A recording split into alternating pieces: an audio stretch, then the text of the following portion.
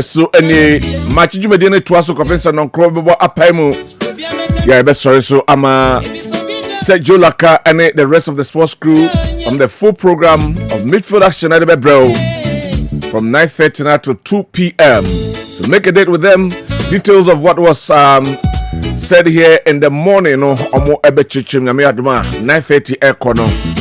Ho na crooning yaba betenase. You better hini ba kwam nyame na Tony Montana. Better must say omo the kick off match so agudi hu nsam no e de ebrayen. You look at the bunker tenumuna ye di hu enkomo. Nsema epiem by kind courtesy of Niwat Scientific Herbal Hospital and afi opa na phones. The hospital papa ebetimi aboa ya debia how bia yetimi to ase na Niwat Scientific Herbal Hospital. Opa na phone say uni skakra bra na beje phone na treat na kakra umpe we na apede hen. Na menka messages no kakra na abano na afi yento aso ewo ha. We essay capital go so mentia or I'm still pleading to all delegates to vote massively for Dr. Mahmoud Bawumia to lead the party to win power come 2028 because he is the best and humble working and capable to do the job. He is the most marketed and most recognized. Let's give him the mandate. Regards to Honorable Mavis Yawa Kumsen, incoming MPP National Women's Organizer, hopeful. Incoming MPP National Women's Organizer. Okay, thank you very much for that message. We see Kildi and Wafa.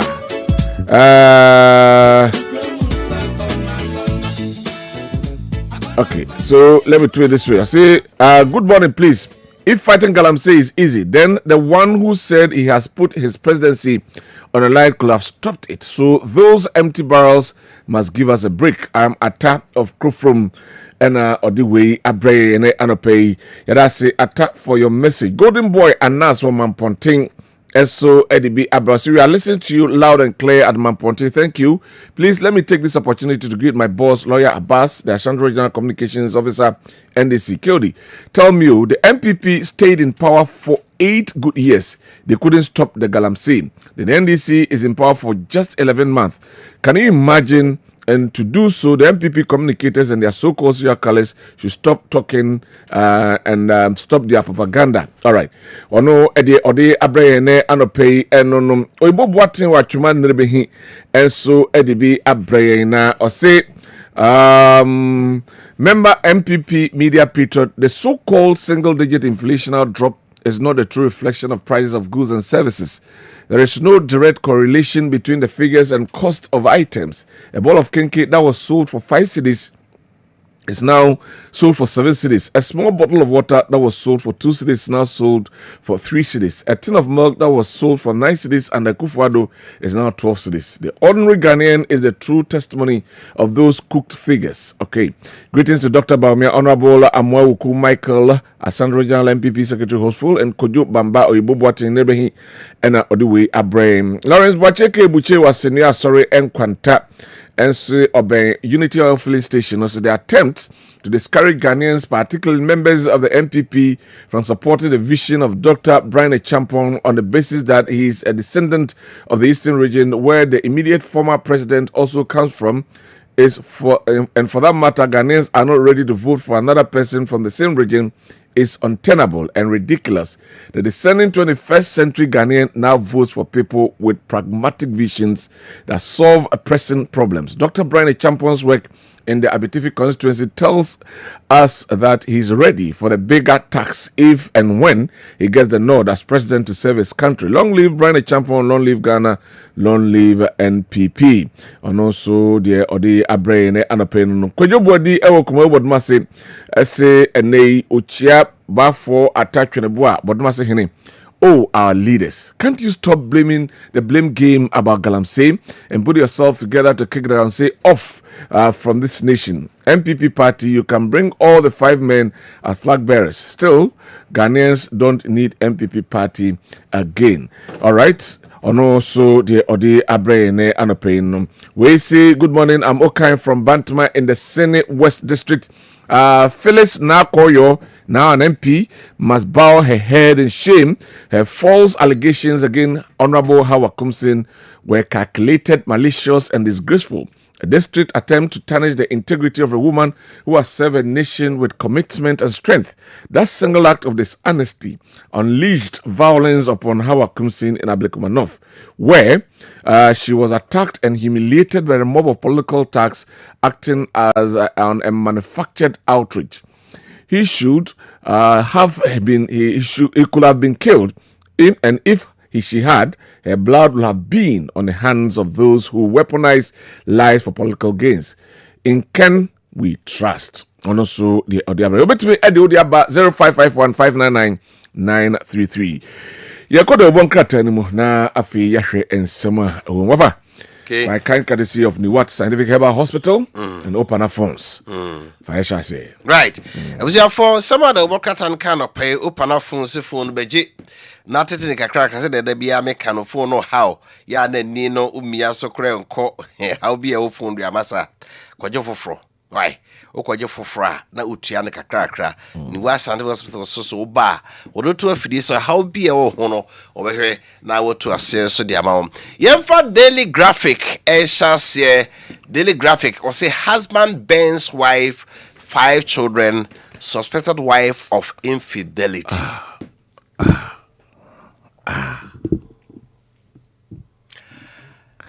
Obema warefuo bi o se ne yere fa na chi eno nti wahye oba no ene ne ma mofra num ya wo mu nyina digya koto dan ya omdamu mu ahye wo mo obusiafo ase we areho Krachen waboni pada areho waboni pada we cry nyase wo hunu se wo ye o si suspect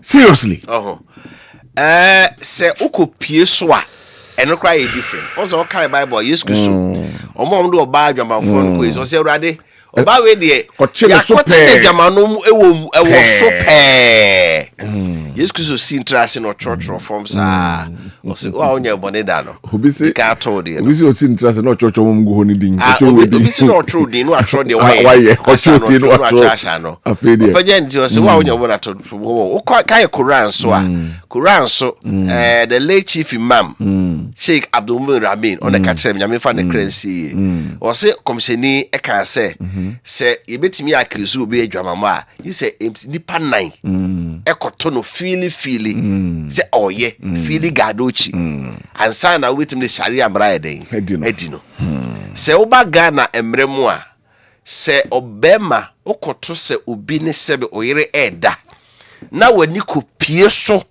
mo ye dia ene utimi yen bibia utimi kum obema no cry eno ne ye friend extreme provocation a partial defense se court a court be kase de odi wani ko hu ye nti no that is share that yes when to be continue one of the partial defenses for murder extreme provocation so be kwa akoto no feely na se wani obi de be ka kire wo na se ohi oba no ugidi se be so wo ye na dia wo fa wani hu da na no so nti obara ne nkwada num ankwada bone be na o maye sebe oba na ugidi so ye bisa kra fan ko na busia foi anaji se ka wa bon hu nti so yin free ya wa boni pada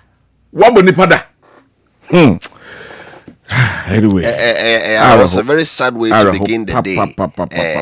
GRS simplify tax for informal sector. Jiloja Brachi of staff from Funi. I was saying, on say, so omo me bosumi adwuma na nyuma akese no. Omo de amount tax a year afinu betua. But omo me budua de ke ya na omo etutua de say no. Omo aye simple. Omo aye simple. Twanitia. We on come here tax stamp bi. So the 3 months bia no. Just so sebe ya be no omo so obi abetua kakra de abrabai. Strike indicts former GRA boss accused of causing 9 million financial loss to the sick. Reverend Amishadai Usu ansa. Ono so strike for also Amagana Boka. Unauthorized fine saga. Mastek headmaster removed from office. Okay. The Baba said, well, Jim total of about 400 and something thousand Sikabi wa chama nzumtua. Amuntua na. Said master ni twetwi. So nkofie. Anyway, ya for the Ghanaian Times and also emfa amamo Ghanaian Times Speaker of Parliament Enfoni ewa hanom Honorable Aban Sumano Babin Kingsford. Wono Enfoni wa hano say Babin seeks more progressive, inclusive model parliament. We aye mrashiri nim aye de otedwama ono ene kasa ede emom no de etudwa se enei parliament no yenhwe se ebekwa ka bom na afi yahwe ma amanfo timi abo ebetimi abo ama yensem kan na ebeka ho no etimi akọ nanim eno ewo ha wafaka Ewa Stadium Ewa Stadium tini dia che pa Ewa Stadium. Lack of maintenance culture. That is one big sickness of Ghanaians. Lack of maintenance culture. Ewa Stadium in ruins. Ni roof no. Aye. Ewa Stadium. And yet we international matches wo. Aye. Eye it's in tatters. Na eda me hu esipon no. Aye, werehoi. Edifice a omanpenikufo epeje C takorade ene chekendi. Stadium na efe o. Papa. And now come the esipon sponsored do maya. And you the choppable dollars so. Aye, see your maintenance culture. Adame call Tamale call a friend Salu Mahama Sports Stadium. Merehoi. Aye, and also the same thing. Now your baba yara ye Dankwa say cry. You do more papa be house. The debut. Baba yara I Dankwa say here Kumasi Sports Stadium. Kota continue ball. Because Obi Manso baby one man for Beko South Africa no dear concert. Is it a dear concert? South Africa no ma. Seriously baby one more but it is maintained. You see? I say yeah hano. Say unni good administrators more experiences that at the end the my intimi nyane say. Abai intimi nka say me see awie. De bia esaya me confess kanam de aba ba yo. Esa wonya strategic manager bia. Obetimi ahwa de and generate income. Yeah. It is a si one income papa bi ama. That's all say I say abamves kabaye asa abamves kabaye enkoyi. Into omo ade adwuma ne hye won sa no bia national sports authority na bi omne so design ne kwan bia mefa so a ade ne si ho no mo a diff income flow bi be den ebeba. On say keteche regular ekoye no okodokrum. West region on say is it asay? I didn't hear. Because some start so more pretty no more generate enough income to maintain the facility. And no more shutting down. I say Zana Ghana had here. Abambe says Kakoya and Shem. But the admission in Sano, when you're the change manager or better, I think outside the boss. Said, dear Nelson, Yama facility, the be I bet you are maintaining your Amakuye. That is our problem. Your problem, no. Your problem, you know. Now, the issue is that sometimes, Crano.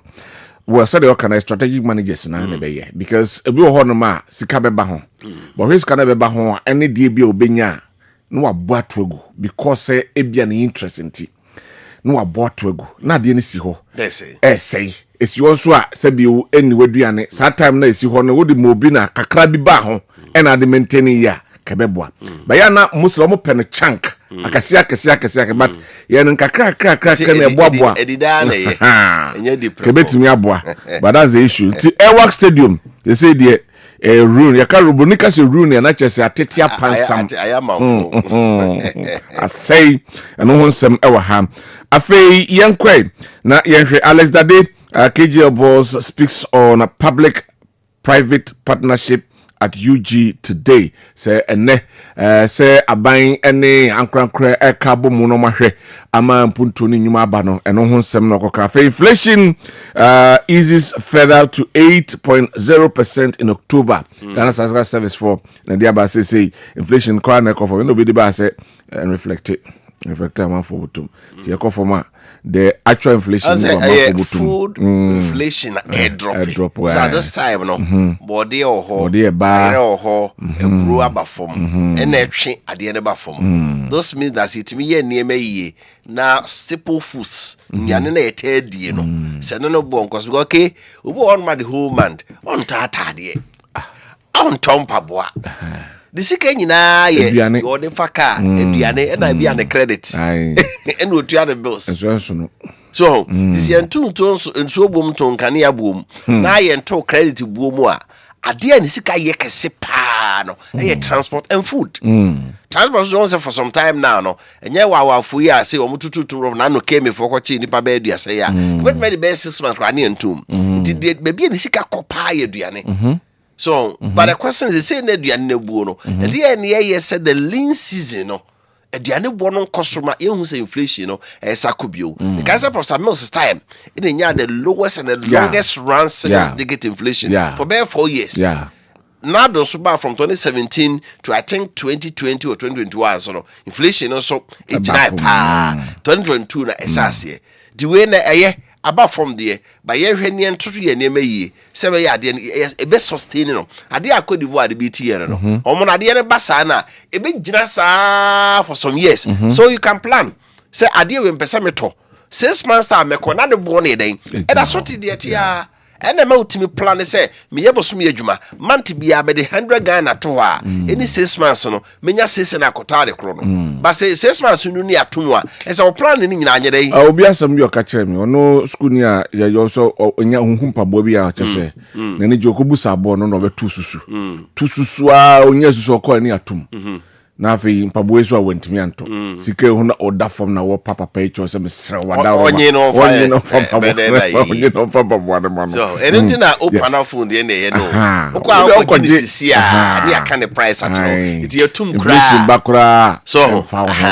it that is how sade ne sustain ya eye se e ba from ne na chira aduane boye dey na e kosoro ende mo all right ofen to so GJ de no anka my man cry no I know baso GJ names the Ghanaian Times journalist 35 others for Saturday awards nyame ada women day sekrum Santimel Europe so mensia asa honom me ye ko boy abaso ontiase akun say bia Sante region Jema president abako how do so ba say nendi kumase pa say na makwan tie was so was that Michiano convoy no mo be sia ko no free mensia free airport oba no no ko jina was Kumasi say chrono trepa so munye Kumasi akwan you how many MPs was Sante region 47 how na do so free tamale na one na be ka Kumasi akwan sem o pa o go tie numra o de yenti numra yenti haru numra na yenti sem o kan pote na yenhwe all right aircraft e be ba ko hwe na ya hwe se de MPP na more power no na more MPs more than 40 was at the region you couldn't unite somebody raising the issue of Kumasi akwan e parliament education minister frisem e ba ya odo no wakokan ya kan wasem of parliament yenhwe numra Mr. Speaker, I just got back from Kumasi. Mr. Speaker, I just got back from Kumasi this afternoon. When you are in Kumasi, the congestion, because we have not opened up the city, yet it's one of the fastest growing cities in the country, the green city. We have not invested in Kumasi Road. From the airport to Lancaster, where the German president was hosting, you have to be struggling through traffic. We need to do more in expanding the road infrastructure. We the education minister and now move free airport roundabout ebe babu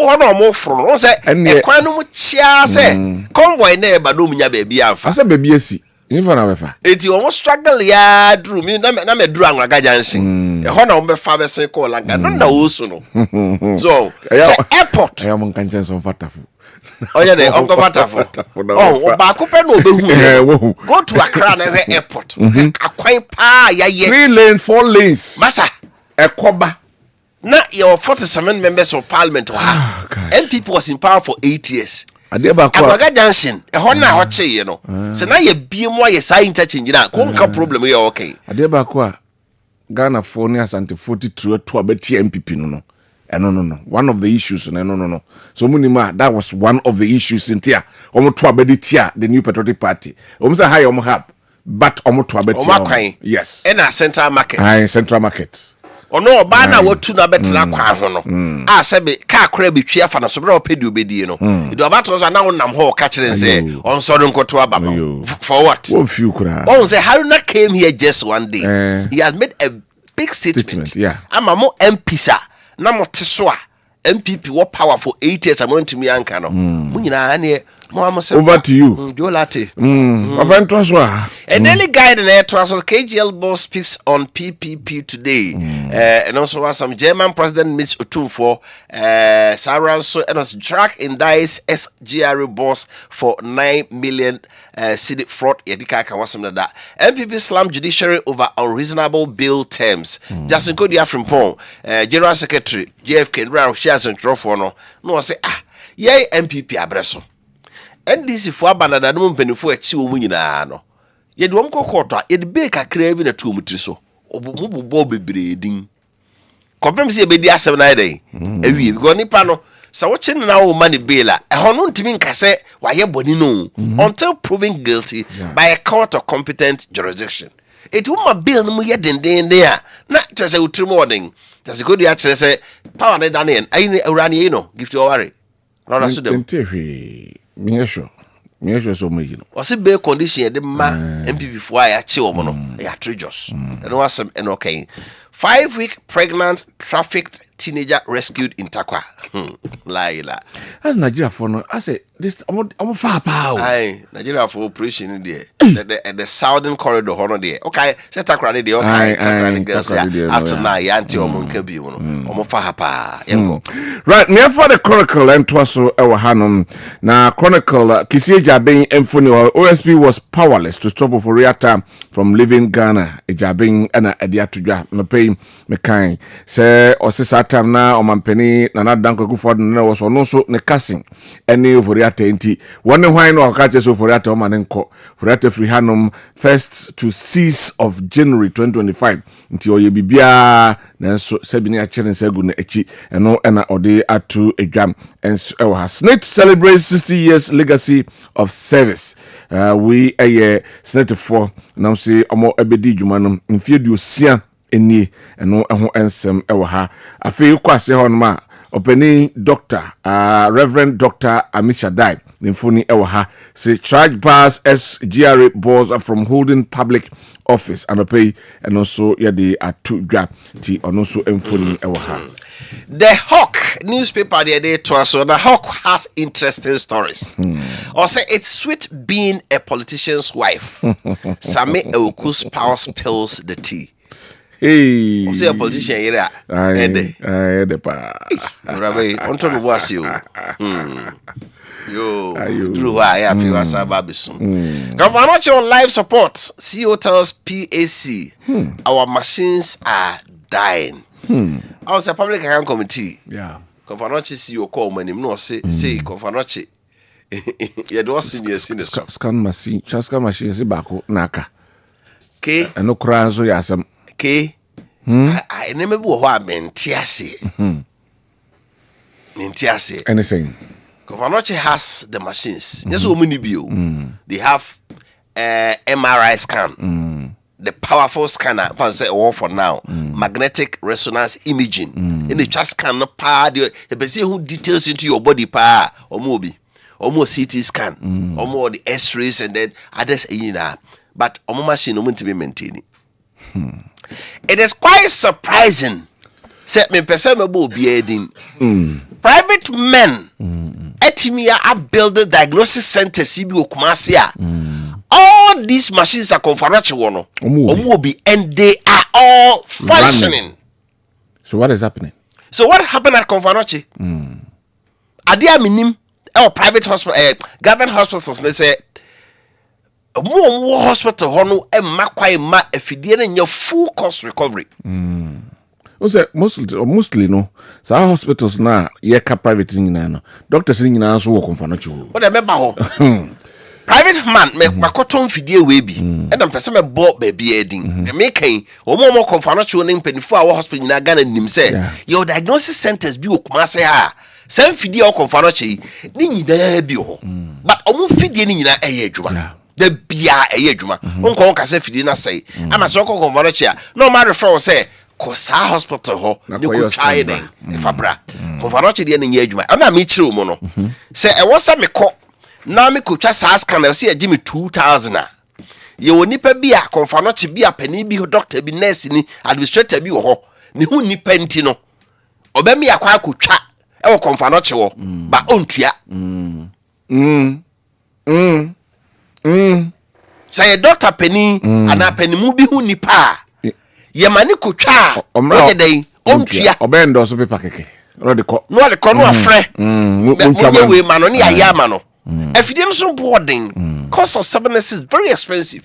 It is a twa na da bi twa me ensa nan ya anyi hu sika e say ya be na mo timaye ntimi so ade bi e be public officer on se bia no intimi nye ni be call private man sa de a eye adwuma ama diagnosis center making ompenfo nyina nim o fi de bia eye adwuma sa fidie nyina bi so konfaroche e die enti na si onya kokodro kotena public akakofdi ka se ye fidie nyina asai na hwan na fidie ne to wie de brena ana na meka no abaya to ade ne de abre wo wie no wo expect say ya abaya sa first kanya dey emra na betima trase hu say this amount I charge ya o ko maka say obi aye tumu a amount ntim ba de but the issue is that penifo no ma enye full cost recovery. The issue is that apart from saying full cost recovery no grand bebre so let me tell you abro.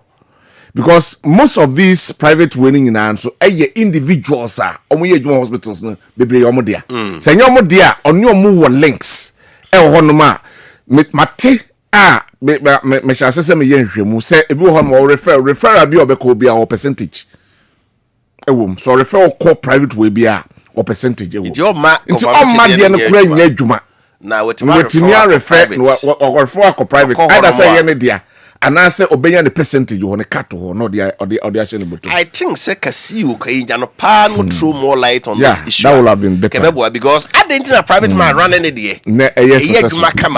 Now the buy the issues in the doors maintenance culture and the enfan ho buy the enfan ho say private way I make a crano meaning back one if you didn't walk free or Germany obeteneka and what be a jumatic obeteneka and afraid I be any obeteneka also they are buying a to be see obeteneka but doctor sin nursing penny for hono momo hwe ma ade de nya dwuma nya hu skate there be a problem ra on yen kutwa no baby what are you doing to ourselves one so there no say ukutwa na outsider it me could double of the price be anka was and America no ye no confirm into the ada na wontum kakra na ka fa maintain efidie nya sika fa to anyway oh did you go ka he there she go and come again on ma kan bibi nkyere me ehunu se me bae ase we e de na me be ya ma fe there ye MRI scan our CT scan and every machine yeah de endoscopy de bibia no ni nyina betuma ye adwuma uduru ani atwa ma se ko ha kokotwa scan we bra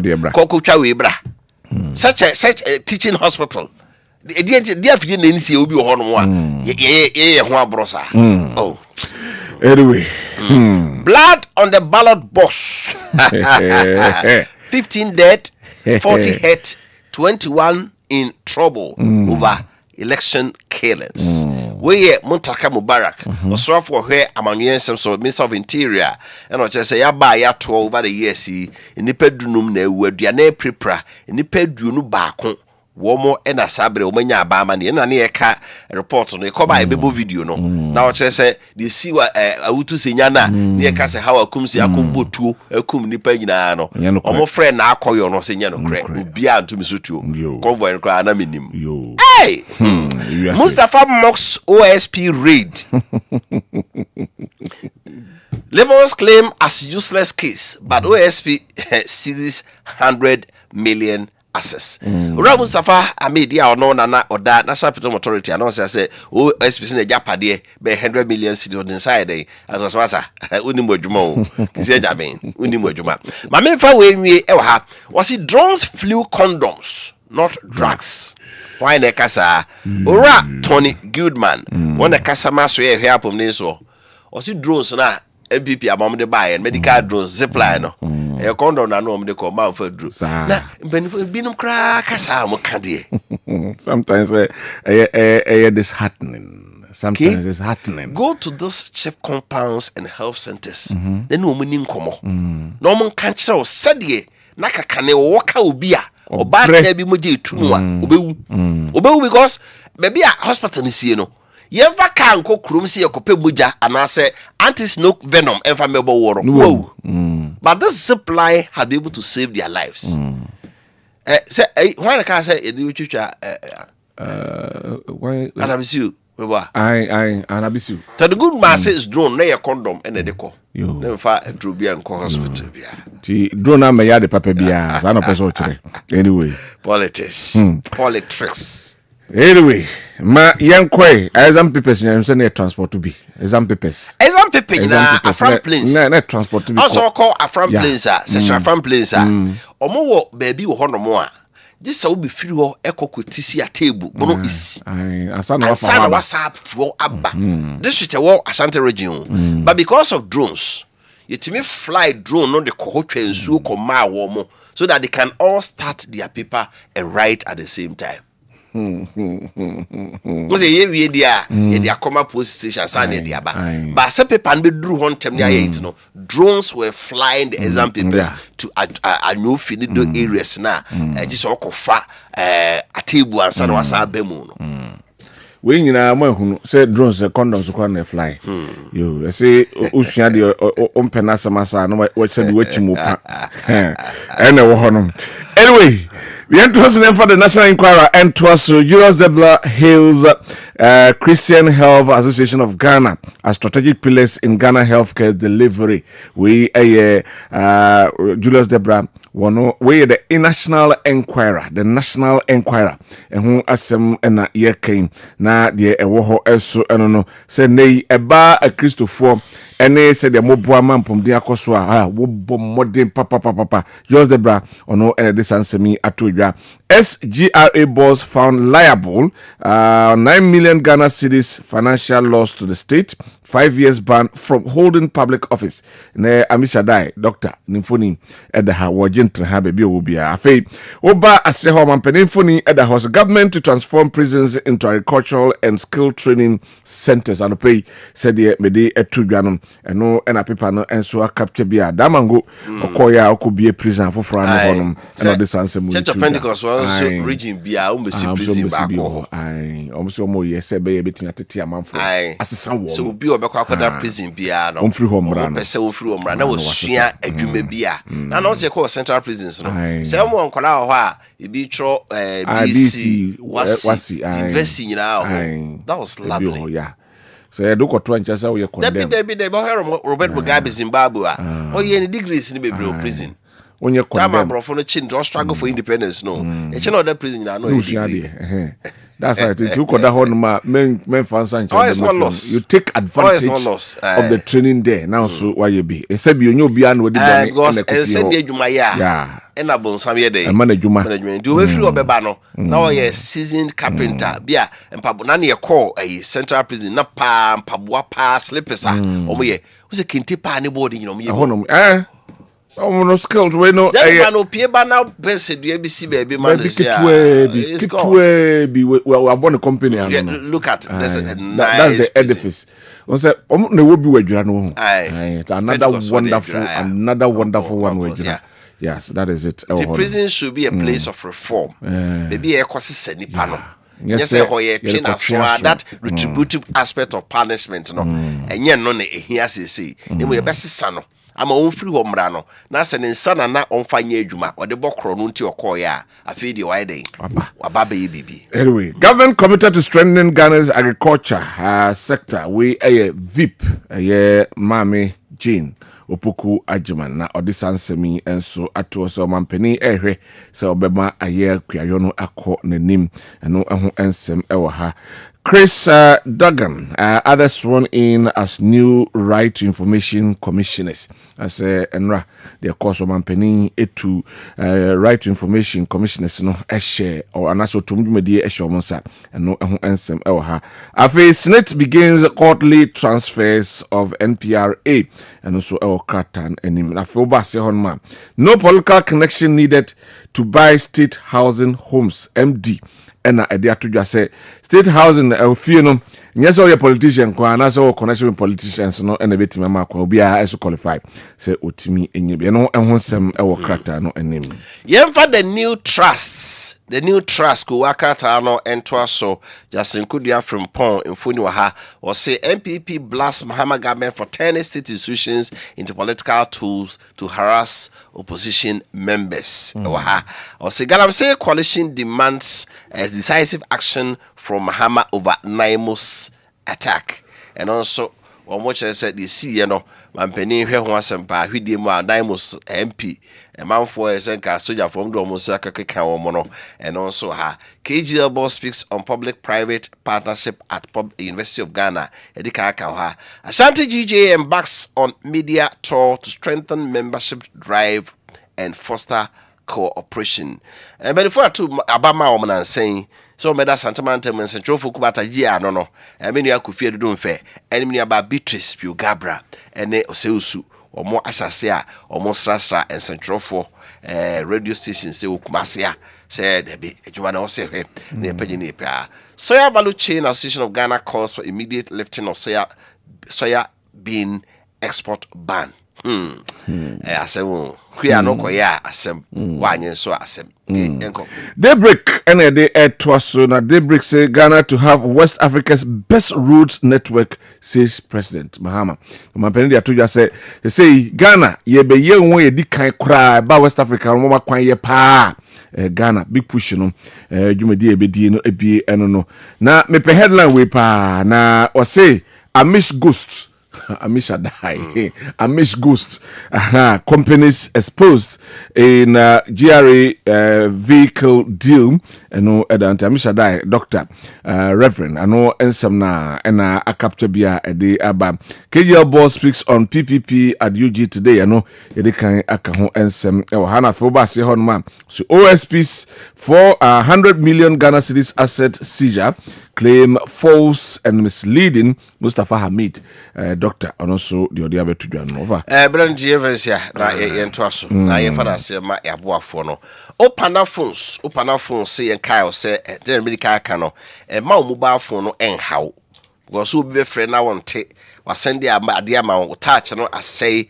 ubi wo ntumi mie kra na ade a wasende watuma retrieve misro phone na wo de ye adwuma ene phone no ne de bibia masa de we wo bi wa ma mo ho ma mentwa de mo na men send ma na hwe wo hwe ya se ha me pe color we me pe type we bi na say o phone no nye adwuma o se de ade ma nkra be de ne tema yi ono kasa won te kasa no misro enkofa type bi amfa mum upana se bra kakra bi kra obi a fa beto ase na o ma brand new original phone says Samsung, Itel, Infinix, Tecno ni iPhone na beji bi na to ase kakra bi na wotutu ade aka na kakra bomode asa okwa wo de Ghana card beko if say wo work in na ase fe no Kwabena Osu Dankwa e de na chese wo ye Kwabena Osu Dankwa e Ghana card ni national ID no e na be di ho adanse na timi am ye de phone no amaw na ahase tuatua bia ose de bia meto susu metua na otwe metua no boso se de open bia no o mehyehe e de amaw kuma ase open phone shop ni mi no ba ko ni Prudential bank na wo kan Unicorn House abosa no ase wo no edi nhwene mu ba ko so ne Ezra FM edi nhwene mu 0248 255535 0248 255535 na fi 0200 866455 0200 866455 so Ni what scientific herbal hospital Dr. Nimona Tunsafro nano pay say yadie be ne hawa ne ase waka dem ofere ho memfere wate na yadie ya na wanko asam so anche Dr. Nimu a oyade no so enkoda tinei for ni chemo ni what scientific herbal hospital e kumase ene enkran kumase watonsu Monaco Junction yene adanso rural bank no ena edi enhwenkran o mal 7 overhead ekotantra ho no ko na kokko wasam eche Dr. Nimu sabri ameka se yebi apono dadadada 7:30 eda yebi no sia ena ebeka ehini ano ti yade ben ena hawo se ye mema anase ma yade anase sebio wakuma ena hawo enum kankan ena hawo bema sebio wudi bo anieni na ona oda hokeja fat waye mre Emma Enei, why am remember your ye caught not Dr. Nemo Emma won't move your ding. Now what me wura, meet me from Mura. Sounds so and I said you come one Ketwebi and a woman bra na ye mustu emfa emma what when you be bring a war et me about Oba so Oba no na problem about home set ye be no fakoda Dr. Nemo na won't me emma fei kokram ahodwo ya ehawo was sa obrebo and our coma and how about home and answer sebio infections ahodo and how to shewa and a tete war hypertension edunya as it yadiem and a nay aji moja afa and answer typhoid ne how you crow and how done to you now you ayo ya ebu sukra ewo ni nipeduanumu bra na wamwa emubuya a stroke and aji wa boswo ema onya hwea bra Dr. Nemo ensan ya de afei onompem ene ohunam duanumu ene how abemu ani nyina no otuhu anamon etwe etitio say hepatitis A, B and C ene how na say wadwen mu no sesia na o refri asem Dr. Nemo betumi aboa eyi ni nyina e de fri ho amafei ya de kwa akro de okwa akro ni nyina no fa beda Dr. Nemo na o mo yon machines akese scan services ho na laboratory services ho no ma ya de hwemu yi a ya de bebi ahye bia no ye betumi akoyi no aba ye adwuma efri adwada ekosememenda say dem kan no pa no so bopa mu a kopim se no nsia ebebo freyen e was 0244 087 687 0244 087 687 and 0279 087 687 0279 087 687 na yenjo so Kumasi Atonsu Munako Junction ina danso Rural Bank na die nimhwe sanso na Accra mile 7 overhead ekotantra kwan so no ye ben Janet Corner bra na Dr. Nemo enso ensa yade no emfa emmam afa yenko hwe eye video si makomyo na yemra na yeba yabedi enkomo no ye nyame adoma ene Mr. Frank otu srebo ejinem edema the National Democratic Congress ono ebepiem ofidiem ha na yene no edi dwumadie no sanso ena Jimmy Boache ansa wono so ebeba na yedi dwumadie no amana efe na ensam ewo ho ya ebedi eho enkomo ene anope nyame yadoma yebehwe ene Dr. Amishadai eho ensensam no na yedi enkomo no eyi na afe yahwe omampani ensam waka ede afa reformative plans a owo edema Ghana prisons no eno so yebeka ho ensem A+ ese wa petition the speaker say ene the Public Accounts Committee penia wadano Honorable Abna Asari wono yenyino emfri ho no so yebedi eho enkomo among other issues ne anopei yebeka eho ensem enso ewo dwumadie eso na enche beko na videos no kakra na aba no yabomodin na yahwe memfa messages no kakra na aba no na afi yento aso say KOD the Ashanti regional MPs only follow presidential aspirants. We need to sack all of them, but Haruna is married to an Ashanti woman, so I think his wife advised him to see it in Parliament. Or no, they Abba, I don't know. Or say, do you think they arrested the MP? Which court, which judge, and where are the pictures to back by its 419? Okay, I don't know what exactly you're talking about, but the day Abba, I don't know. Now, afi me for we and twaso. Oh, good morning, please. What is going on in Ghana? Now we need military rule now. Isaac from BBN. Isaac, military rule and that for more. What it? Yo, Bas Amogobo Ewo Fensos. Any Ghanaian that thinks that will think of voting for the MPP to be back to manage the affairs of this beautiful nation does not love Ghana. Our road construction monies are in some few people's pocket. We are pleading with President Mahama to make sure all stolen monies are recovered. Yo, that's me fasa me na maka ho ensem eye. Asante Adesekode no kre MPP Asante regional MPs no won ma MPP aban lusu omne ma MPP aban lusu 2024 election no efri se kasa hunu na emfaso ni mu na aka won na nemum Asante man nkoso de in here won. All right. Asante de eno.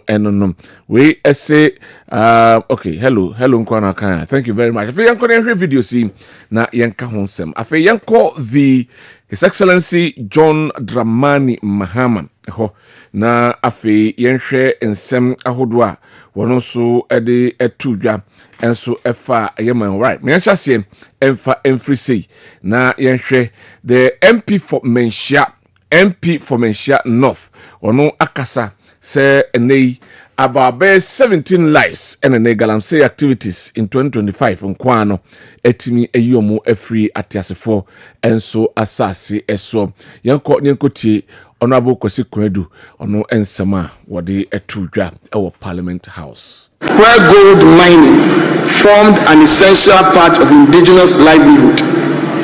However, in the 1980s ushered in a new era of land extractivism, driven by structural adjustment programs that open our lands to multinational firms for large-scale mining.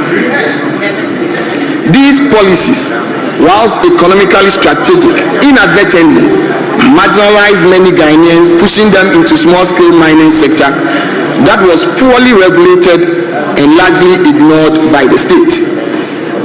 Right Honorable Speaker, after 4 decades, the legacy of neglect and informality has transformed small-scale mining into one of the gravest threats facing our country.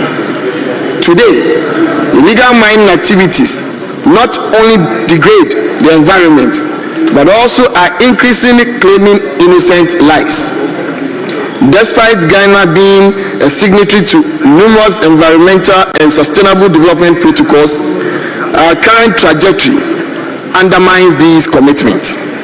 Mr. Speaker, the implications of galamsey extends beyond environmental degradation.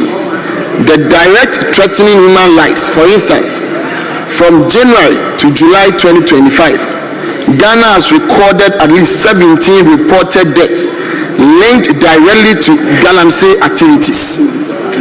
Mr. Speaker, these are not mere statistics. These are Ghanaian lives, breadwinners, mothers, sons and daughters. We honorable Kwesi Kwedu oko Menchia North ono emrashabe jini ewo MPPD mu eno de sansem to na sansem kroya no hono eye mine ne galamsey nkronkron kroya hono ena nei MPP ni NDC for ejina Parliament House na womo trade accusations we ena ye say ena we na ye say yakoni nkotie eye ensema epaso enso ewo Parliament House womra galamsey ho sansem ya enso epejae ewo ho. Mr. Speaker, they cannot all of a sudden become holier than thou. Yes. Mr. Speaker, it is not how much you shout. Ghanaians are aware of your track record. Mr. Speaker, we know that when it comes to lip service to galamsey, it started from your end. And it will not change today because you have made a simple statement on galamsey. We cannot tell people not to politicize so that you can gag people and do politics with it. And if you decide to politicize it, we will meet you boot for boot. Mr. Speaker, your member of parliament has been arrested yesterday. Your own member of parliament has been arrested for protecting galamseyers. And you come and blame us? No, you can't. You cannot blame us. Mr. Speaker, I'm speaking because of what Adongo said. Your own member of parliament, no MP so far has been accused or arrested because of galamsey, but an NDC member of parliament led tax. You always said that, and excavators were being moved in the night. Why are you not arresting the supposed to be people? When you told the people of this country that your party was looking for money, and the only way you could get money was to engage in galamsey activities. Mr. Speaker, you tell the Ministry of Science and Environment into an officer we are sharing galamsey among yourself. That is Ghana's parliament for you. Nti yanko discuss ko betumi to galamsey no accusations and counter accusations. Na MPs no kwotena ho. Na omo ye no. Ye no die ne firi mu bae. Then there be solution and a free mobile. So ye corner ye can and away na ye after all. We the ordinary Ghanaians no, they are benefiting in your free. Ti mo accuse na mo accuse. What is it? Obi answer will be the solution. The question is now sit down together as a parliament. Nyafia kwaye betimi edi galamse ya fasu ne kuyen. De biya kasa semi wo hanom. But as human as we are, and as politicians, and typically Ghanaian politicians as we are, we always want to point accusing fingers to each other. When a way, and a win away. At this and Crofumia, Yakuhusa or Suno and answer war ebe kayen. Na waging a ho, and I want to go one buy, and I want to manage, or one ebe kayen kuyen. So we should stand up and fight the kind of menace now. That is what we must fight against. Accusations, the counter accusation, it is not fruitful, it's not bringing us anything. Fight, let's get solutions to it. So we and no pesca man party, so we actually MPO, me the ordinary Ghanaian, it doesn't bring anything to me. It doesn't bring any solution to me. So let's fight and get to the bottom of it. To me, et toi dianase. Ya kotna parliament. Na ye can sama sebiu. Anyway, that is just by the way. Eno ehu ensem enso enono. Na mayankwa na fe yanhwe his the General Secretary of the New Patriotic Party, Justin Frimpong Kodua, wono ede ensem atudwa. Enra osheda ekasai ekre eye ne party for any Ghana for and odi tudwa se enei MPP no abomodin asei omo etoato omo ne masam betimi ahwe na nwa fom ntoma papa bi efra na 2028 no omo etimi akopre na omo etimi aba aban mu ebio yenti nsema the General Secretary of the New Patriotic Party edi etudwa funya ne se osoko kokwa mayoko no yenda ejina ho na yenim se akanse ni yokom adwuma ayeye nyina no Yamebwa na by January 31st, year 2 by year can before we na yacha by August next year, to 2 abend in a year. You bring that a bread, magana for so at the Yankai. I'm a young word, Juma, a bay ye. Said in your moment here, and I said, this are no money here. Then MPP, if you are an amateur, UGCC, more airback, GCP, UP. PP, PFP, MPP Benano. I never quite tell you a party in and said, there be a young one who can see. Who can't talk to you so? Or can say, baby, it's me, Yano. The baby, no cry, and no yashi said, who can't run. And then your party at nothing. I will say, I say your partner, your communication, and then some of Kafa and one, you know, send the colonel. A brand new quasi a claim, you cut you so, and send the Yano. Then your constitution, your second. Mesha Mobo said, you are 2028 elections. No, you have a very strong, robust communication outfit. Said and summer, you open a back for an Ukraine. You be no and temper. Every in Yano, besides some of us said, a channel you mbuye. I do not dare say in a year. Am I a partner? If I to my pefra, yes, about 2028. No. Yenda, the General Secretary at the New Patriotic Party, Yenra Justin Frimpong Kodua and Atene Consadi Tudra, and they accuse the Mahama administration say and they ase or Rich Hante MPP for Omo Efrabemo Encheye. Dinjana say government appointees are yomono jail terms and as I'm fan say bill terms na yedi emom no anu yedim edodo yenko tinsema Justin Frimpong Kodua ede etu edwa party had to cause a complaint against government sponsored harassment and persecution of our members. The party held demonstration and numerous press conferences on matter reminding President John Mahama and his government that we are a nation of rule of law and asked the NDC government to put a stop on their continuous weaponization of the state security and the judiciary against political opponents. Unfortunately, all our calls are falling on deaf ears, but as a party, we shall not back down on our resolve to fight this injustice. It is increasingly concerning that the state security agencies continue to flout with impunity the Constitution of Ghana, particularly Article 14, on the grounds of bail to persons arrested or detained. Our Constitution requires that persons who are arrested or detained be brought to the court within 48 hours or be released either unconditionally or on reasonable conditions as may be necessary to ensure that they appear at a later date for their trial. Thus, an accused person who is not tried within reasonable time is entitled to bail, irrespective of the nature of the alleged offense.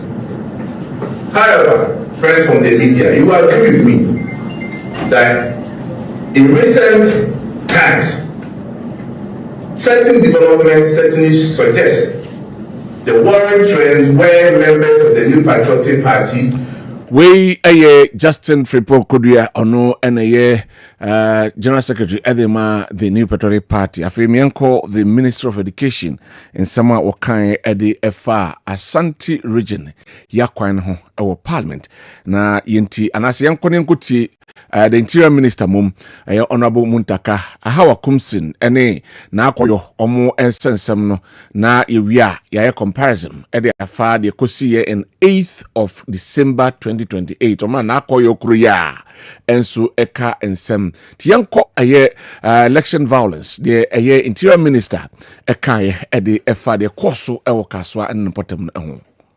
So 2024 election violence cases, starting with Ewutu Senya East Constituency, that's Kaswa. The task force observed that the Honorable Phyllis now Koyo Okeno denied that her convoy was attacked. She was nowhere near the scene of the incident. Persons who were involved in the incident have avoided speaking with the task force, while Muhammad Ali and others who were in the Mahindra pickup truck and fired shots from their vehicle have also avoided speaking with the task force. So their opinion have not been established. Muhammad Ali is said to have been flown abroad for further treatment. The late Yusuf Larry Idris died from a gunshot, and those who were in the Mahindra pickup with him know what happened. The driver of the Mahindra has been traced, and further investigation is ongoing. The task force will continue with the investigation. So 2024. We in summer a course and so election related violence 2024-2020 DNO the course ewe Ewutu empetemu hono no na say na call you Korea in December malam me so post in the post no 7 December 2024 no the fellas na koyo kuno editor ne Facebook post so was say how Akumsin tried to kill me. 2 of my agents are dead. 7 December 2024 the MP no Troy no senka nyanyame a nga how Akumsin tiniti oyi fa no na mienu omo di omo any that's the post how Akumsin tried to kill me. Sikubusa ne was say no kre o say no ni hokura convoy ne kra na ontim no ontika mu odim bi Ghana enti the attack ba how Akumsin aso Abdulkumanof no e don tin ye dia bere yo ti na omabona to say said ono kum Ewutu Senya MP no NDC ni nya no a dika wui e wa Abdulkumanof a kene ya sa no kru ya ba no ka wa Akumsin obeda reverse no wawukwa Mayeko na yenhwe Honorable Kojo Bajiman ono so ensema wo kan ye ewo ne mpesua so efa election si enso ehu enso ewo enche yede eho ensem no ede ebebra yede ya mebo ansa na ya yi ba ofa de enkudwa so logic o de logic e ba bebo ewo ha na afei for ye kodwa so about Franco Enterprise here fan to and say omo ye promotion Franco reduced to clear promotion ye man o matete so say hu sebe ya fi ko wie wo dan na say akansinse mu no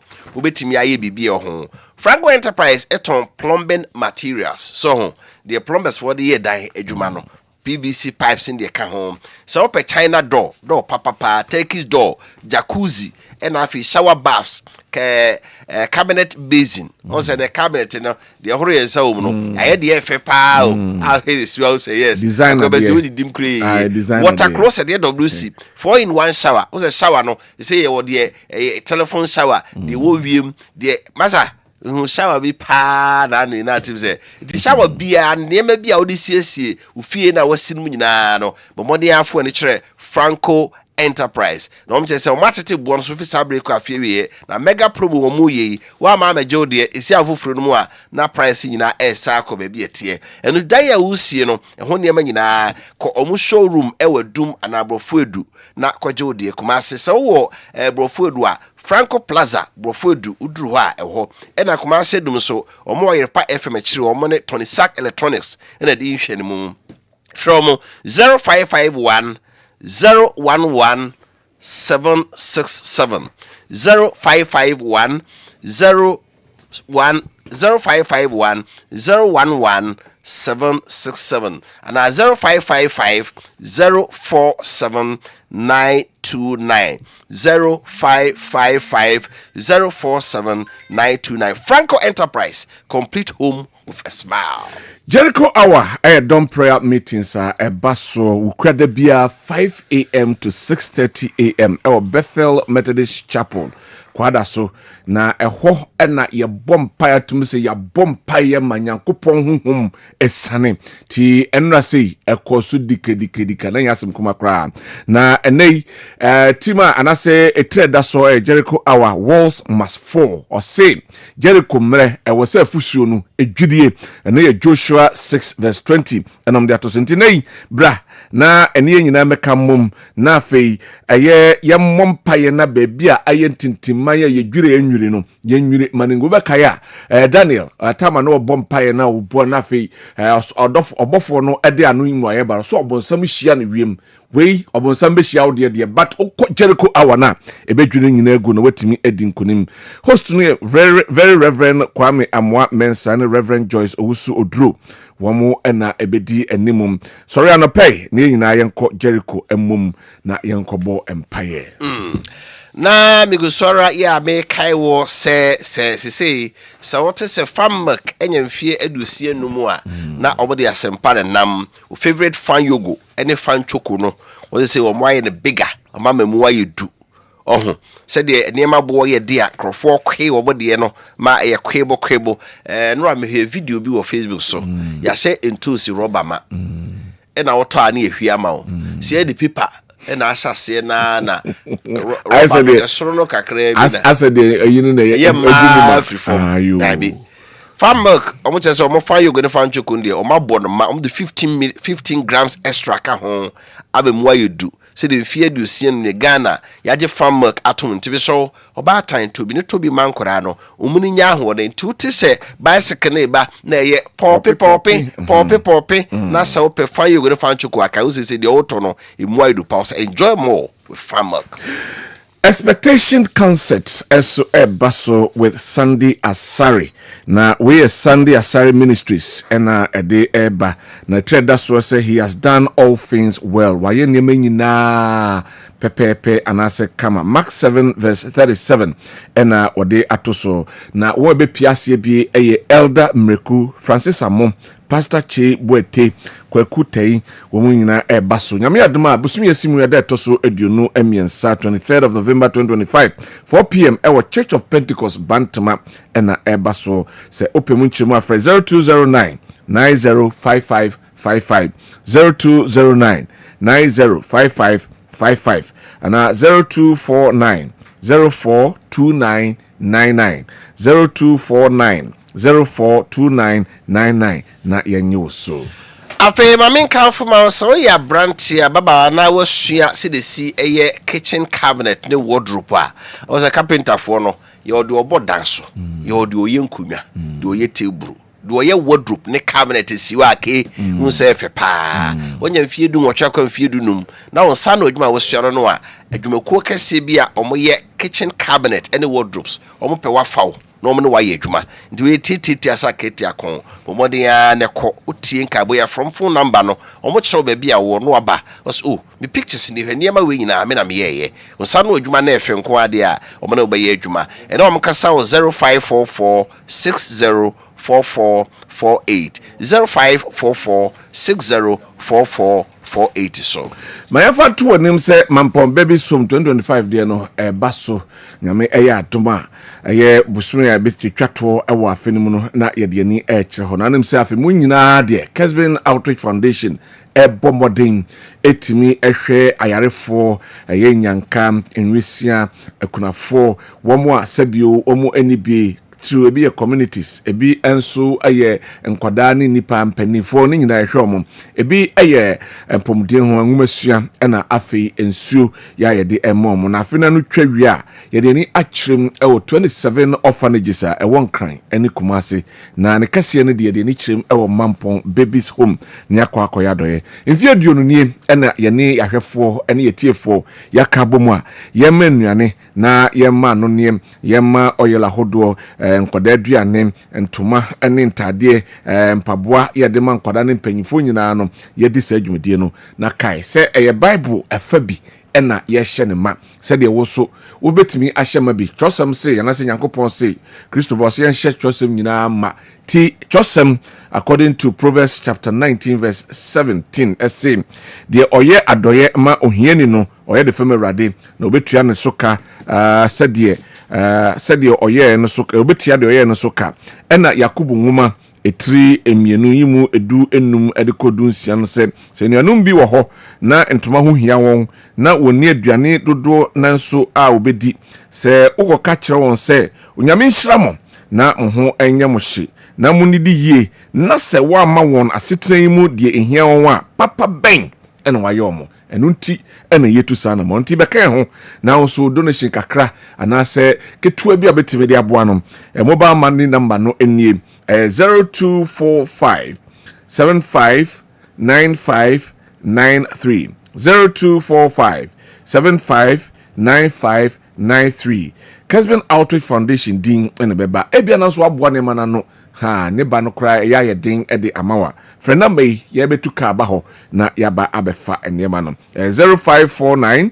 887444 0549 887444 na ya joso Saranso na Dankwa Ministries ejmedi bia ba ya wato de say prophetic mega fire night we anajo ba akopɛ ya one Kristo Yesu edifo bompunimpo na wo masasa shebre mede eba so nyame ya domo a ochine fie na wotwe ye 14th November anajo non kro pepepe o True Liberty Chapel aso dem True Liberty Chapel aso dem o bantama no so ntreso o mane Cambridge School no de nhwe mu akasafo a omo kasa se ebie Reverend Vincent Kankam sofo Kankam ya no pa bia futu torture nka ewo Kessben TV Kessben FM so Prophet Dankwa oni rempimu asidu wona jode si na so afi Frank Eboa Emily Jean Frank Mensa ne Equia Vessel omo nyina so ho ede eta so foi enso echi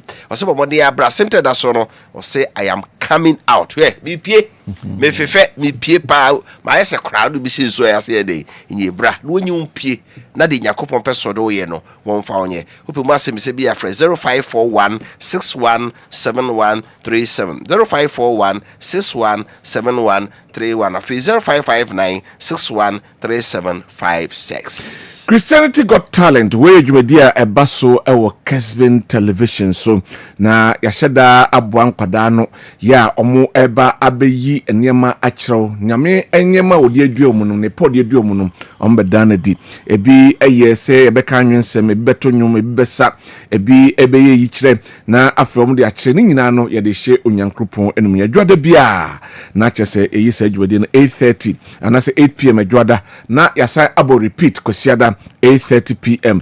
na bra na betie momofra no ensam ne niema a wo mo ka ho ebi wo ho no mato bebie wonum ka se se Nyankopon e de niema e de ache emofra yi nti hwe Kessben television adwada bia 8 p.m. na kwesiada bia 8:30 p.m. ni etwa repeat na afi de wo hia no wonso saka betimi aboa ma ogidi akosoro ebetimi aboa ma sabio se wato ape anase bibi hawa watimi enya biwo because Christo na ye danadi ma wo remfi se obetuni na wahwesa na Christianity got talent, let your light shine before others.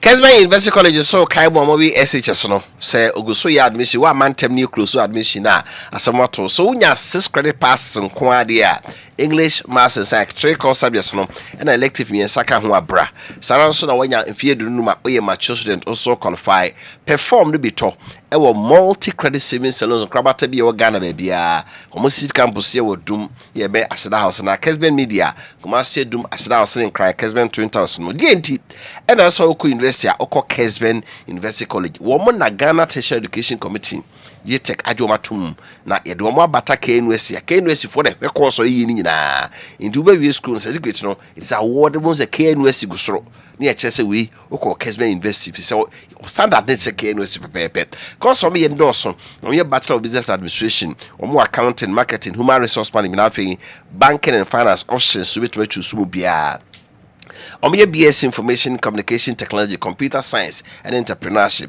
Omye Century my BA Media Communication Studies and so on. Have a BA in Politics and International Relations, BA in Public Administration and Leadership. Have a BSc Omye Nursing, Midwifery and Logistics, Procurement and Supply Chain Management. On main campus or contacts Lake Road. Anyone can sub 0501 6373 0501 6373 0264 170475 or so. Kessben University Edim Fiedu na hooray nyame eya doma ye be the first ever Stephen Boateng Esquire public lecture busumi ye wuramu ya da to so aduonu emienu ewia no 9 pepepe ewo Dufie Conference Hall Aseda House Kumasi ena sa dwumadie no baso na etreda so ese education for development, the role of private universities in national development. Ngumesua ye de boama mpuntu akoso efa aye Ankrankra University eboa masa mpuntu no abaso na de bekasa ase Professor Stephen Ade onu ni nyame adoma oba bekasa wase e kamse Kessben Media ena eba media na yaso asene a ye de bremu me afanto dwase Kessben Travel and Tour enso enei se obetu kwan ede wani achrem ewa manane na befa wiem kwan de a fa odadwen koda na penten kwa bebeda wo mo se efa hotel reservation abese ye mam ye ticket reservation abese ye mam ana se travel consultancy ye ntufo emfo akwan no ho ana ye mo akwanche ni nyina ebe ye ama flight schedules no sen na etien da ben na way to time naeko time na also ye check in then ebe ko direct de hin na ebe transit ni nyina no ye de hudwuma na de abebom se ma ticket on credit ebi a wo ko sika odi ko twa ticket wo ni mpa na de ka sika ho de kodi dwuma na nka beboa brane ne entrase ne enhye ebetwa ticket ne de amawo na watu kwan no oba wabedi nhye ne so hwe Kessben Travel and Tour chira kwan ewo first floor Aseda House Edum Kumasi ana friend paying for 0209 434999 0209 434999 na yenyo so mpacho se Honorable Kojo Bajima ayina ya redia mummo mame na afei memfa asha in yenti Honorable Kojo Bajima kane no mrahye bedwani edema manfo a mo agogo ene importance antachem north ono no yenti nsema odi atudwa so ultimately when he won't win and the question was me ma serve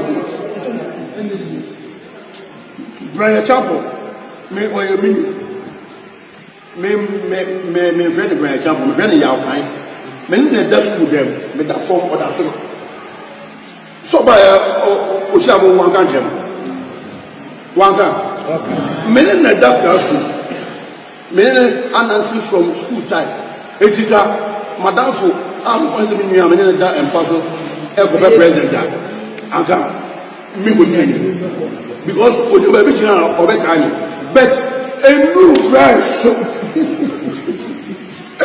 me parliament After that, no really by election or abitifi.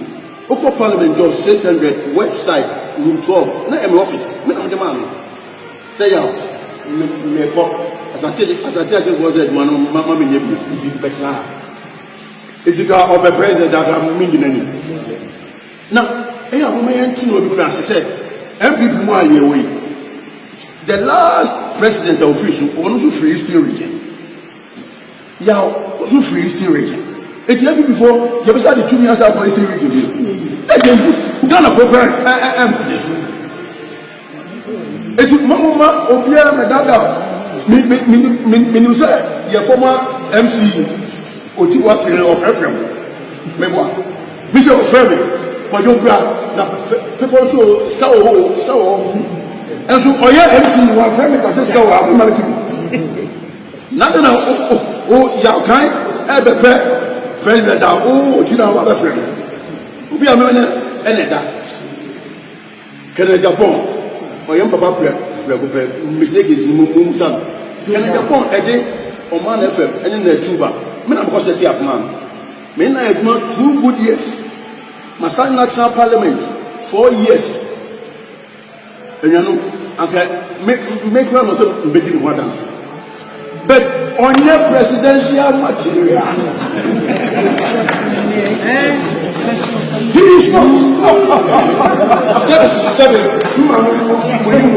I should say Saturday I need to be morning because of time. Over time need to Oka Alaji Mahmoud ba omi adie. Oka Osayo Duchum die. Oka obia die. Owie no say the oye qualify say to abama no Alaji Mahmoud ba omi. Na wo maka ni nyina no. Obia sentia eni say to abama no. Eno na papa yi ede tudwa. Ene meme dia me kan titia pa sakati akon.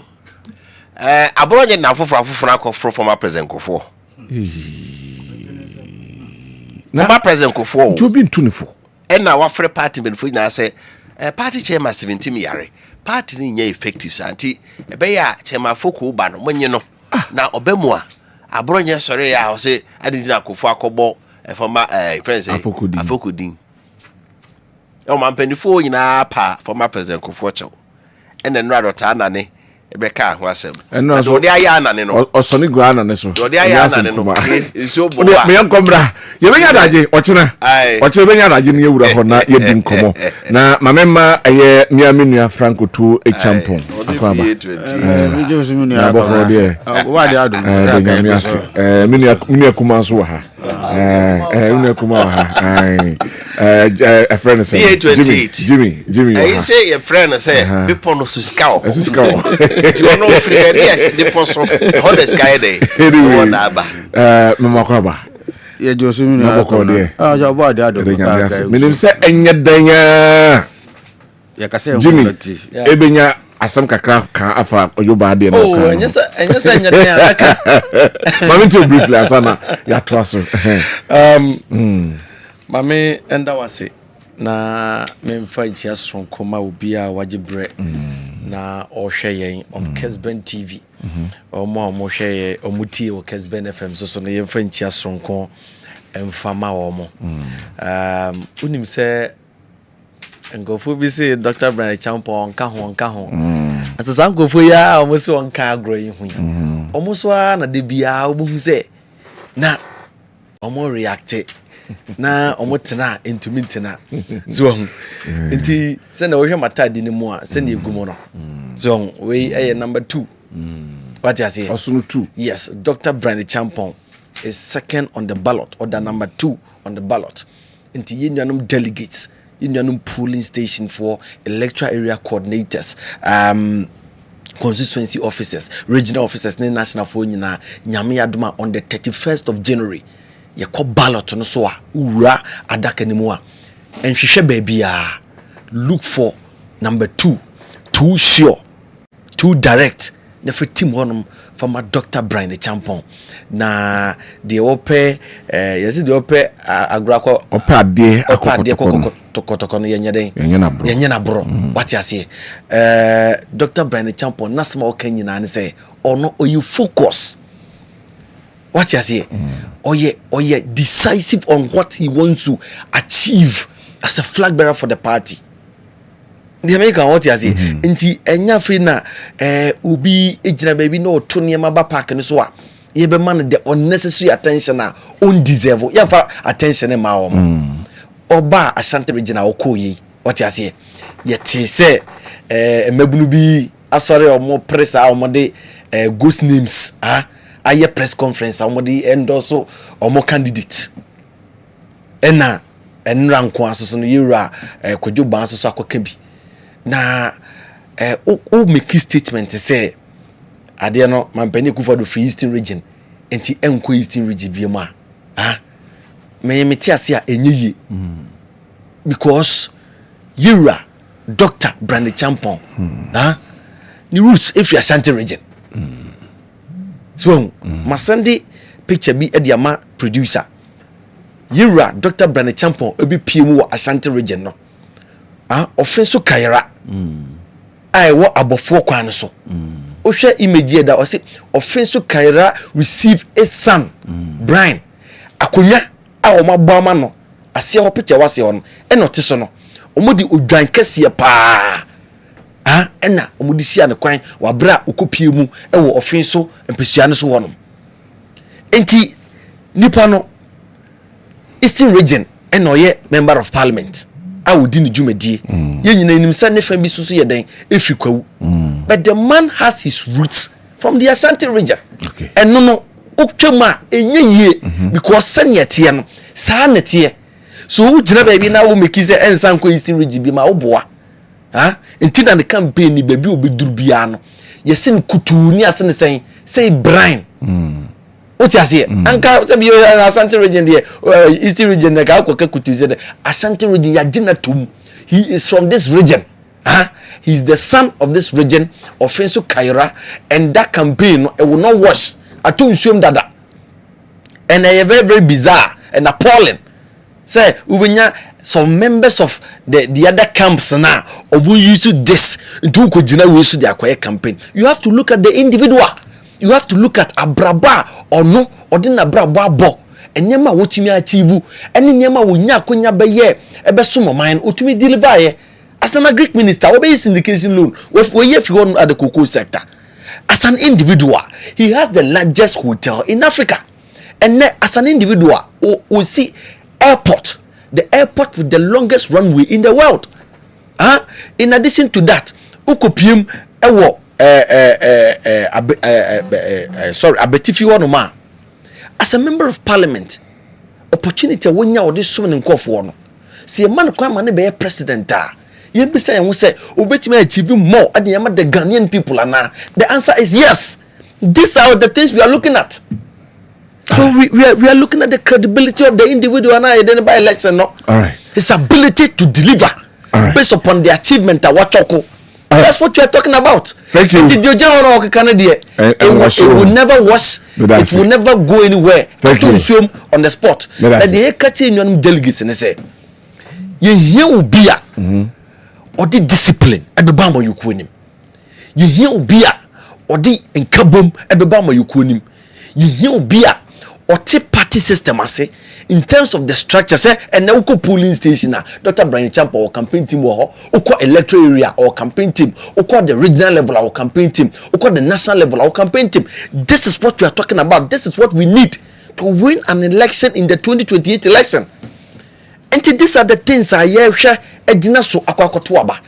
Enya baby obi free say or that bed as na wo da form eno na ejina so akotoaba na. So you post an yamani nyina ntungu na you make sure say we have a credible candidate going into the 2028 election. Thank you very much. Especially they make us we say a candidate union NDC for omunya no ho asema enka. Dr. Bernard Champon is a businessman and MPP amayu ni Ghana for nyina no. We are ready to try a businessman ne hu enin kakan bia. Thank you very much. We Jimmy Boachansa and our test in Canona memra Frank Otu eho. Frank, my name is also Kakre Bina for young topic. I'm still shining content ma oti krawane kure ngomaso. Asa o kanu ankani ya asem timisi ho.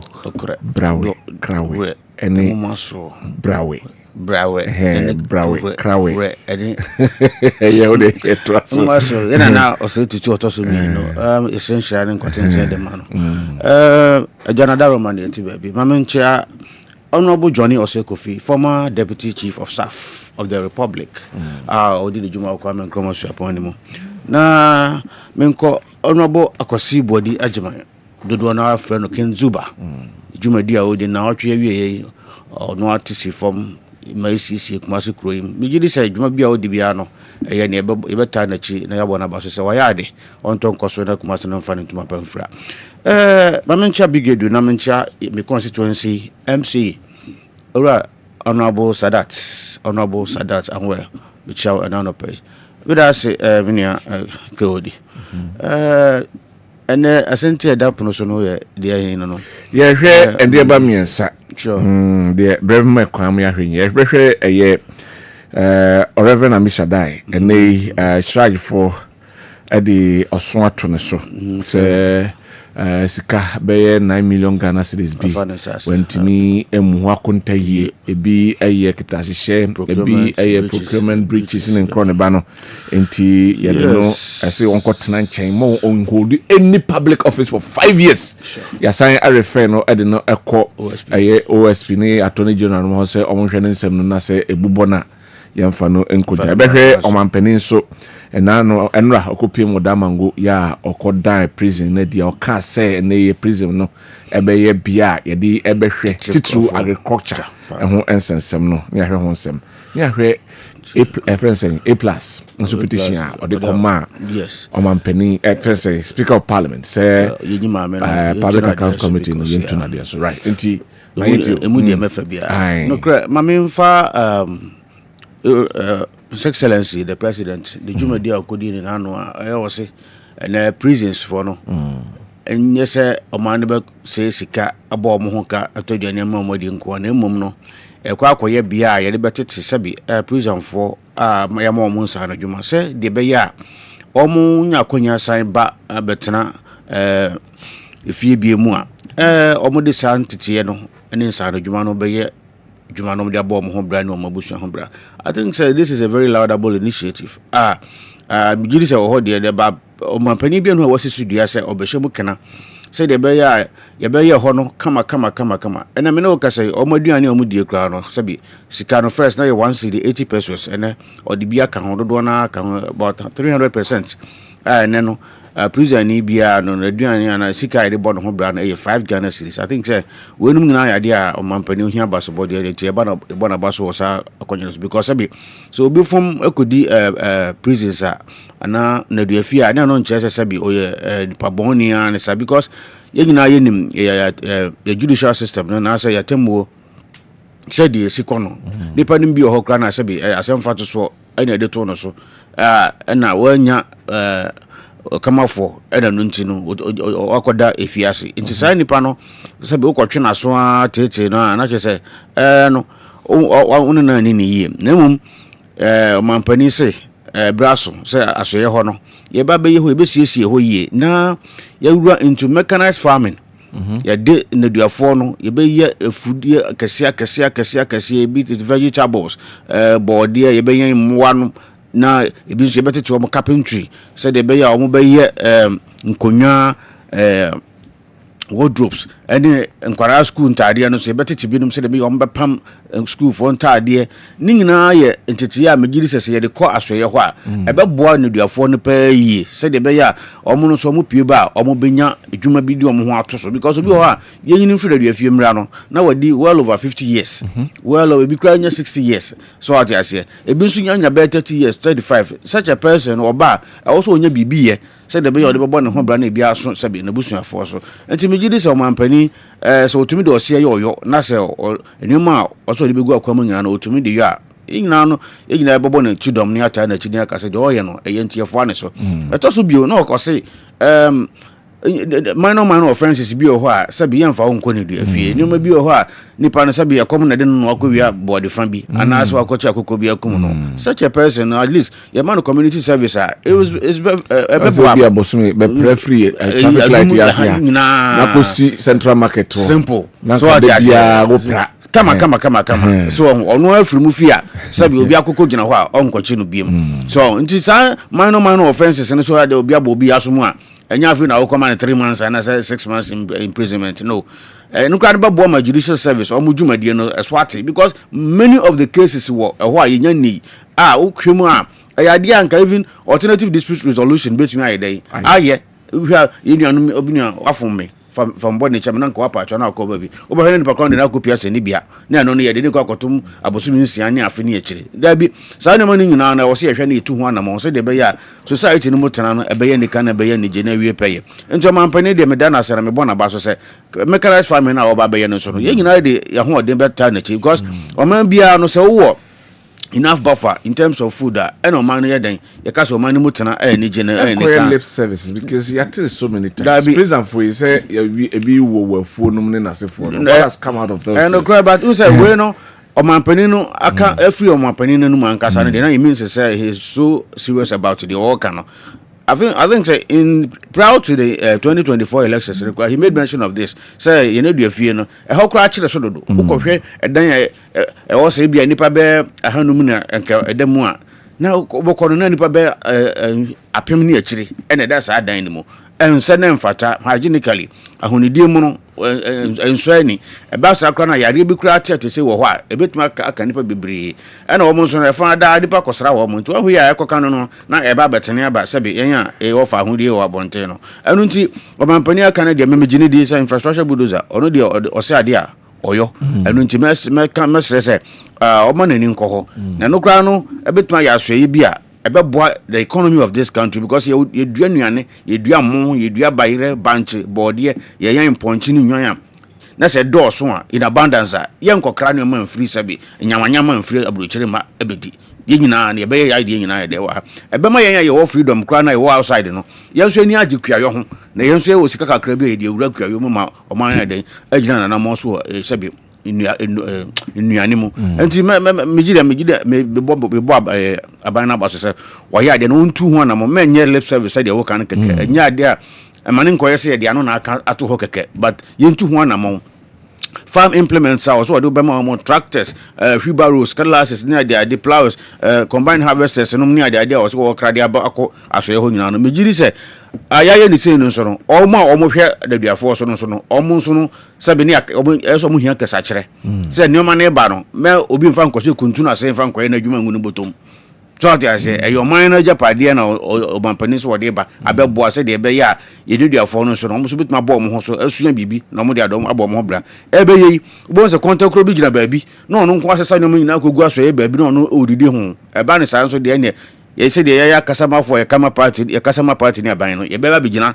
fidie so ni ya kan ho asem ni ya nemu ni ya hyemu nti ye nyina no ye fa ntu ye ho fo de eba no e yasem de be boa yen sabi obi no ma china asem obehwem kra no ene ye TV so kama obi kwa beti na asem ba foro na fe won so akonya akọ se ne dua vie bi omom go nyom nyina na sabi o ma di bone na meka no so to tie mi kasa na kane no a nyom bia na to ho asem mfum so bia o ye ne free no obi na koka be kan no enti mesre se eba no mpanimfo mo da prisons na no so no sabi koma mo monso mumfa ose enye oyo obia ojumadi ade ahye wonsa no obia hwe so yie na emmoa ma oman no so ye den enyina brand me ne akobra medase bedase Jimmy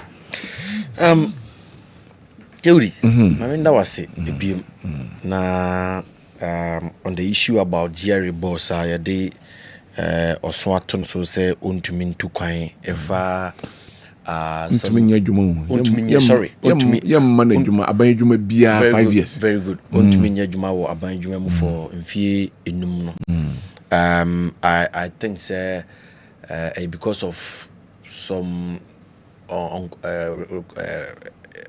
corrupt and as a misappropriation bia ayeden akoso na one meka say ene baby a o man ya baba bidu no ye besre abanya otia konwa so say o the right say obia onya akonya be serve o man no in any capacity once we free akonya so na hwehwe mu ne eneme bia aban ne pese oye no obetumi aye but ye besro mo eya na for the STC aye hu ebi te say dubo ahindie the way aye nuanom ndisi fo sikukuru kosoro na asem ko wie court na adanse ne niam free company ne ho no baaye no na afidi akwa kwete say eso muguso mu di asem me kase adanse a free ho baaye part of the company ne die no adanse free mu baa ne response abani chirokoma company no feedback a company de baaye no na that angle no ekwa kwete say ensema aban ya otia kunya so kan fa no in that respect or regard no na entisa ye besro mo they have the right, just as I said initially. But your best from a year or more be being weird. So, because I simply want to man, we had the better bunting we na a beca could do court. Na court be if you more judgment be ban. A beban entisa be a nipper and now tear or tear feeding one would tear or tissay be a year can see, no. Maybe I'm not sending pan on TV will be more better. Did the wedding curtain and one on the heading. So they charge for ne kubuano for charge for na dena courtroom no say ye hwe onema wo ye ya procurement breaches wom misappropriation wom corruption wom nti charge there om de o maka kire say ma ye ma na ba adwuma bia no ma refer issue no ama the attorney general's department and because so o refer issue the attorney general but this okay matter say they make what the moment you refer the issue to attorney general say what the ama court say court nyeden enyem it's just court dinner same wie na at the end of the day no waiting a lawyer beba na judgment na beba no at the end of the day ntesa ene de otefidi ho a wotia what say ye can says Raja man 5 years say ontumi nya aban dwuma bia bim it means say wakoyi bibia enye den enye into at the end of the day say court ye na dwuma wie na beto abontin say de ye kan no kran ntesa what happens to wasama wo de beto abontin ene obi a o tie ne no at the end of the day no response na say judgment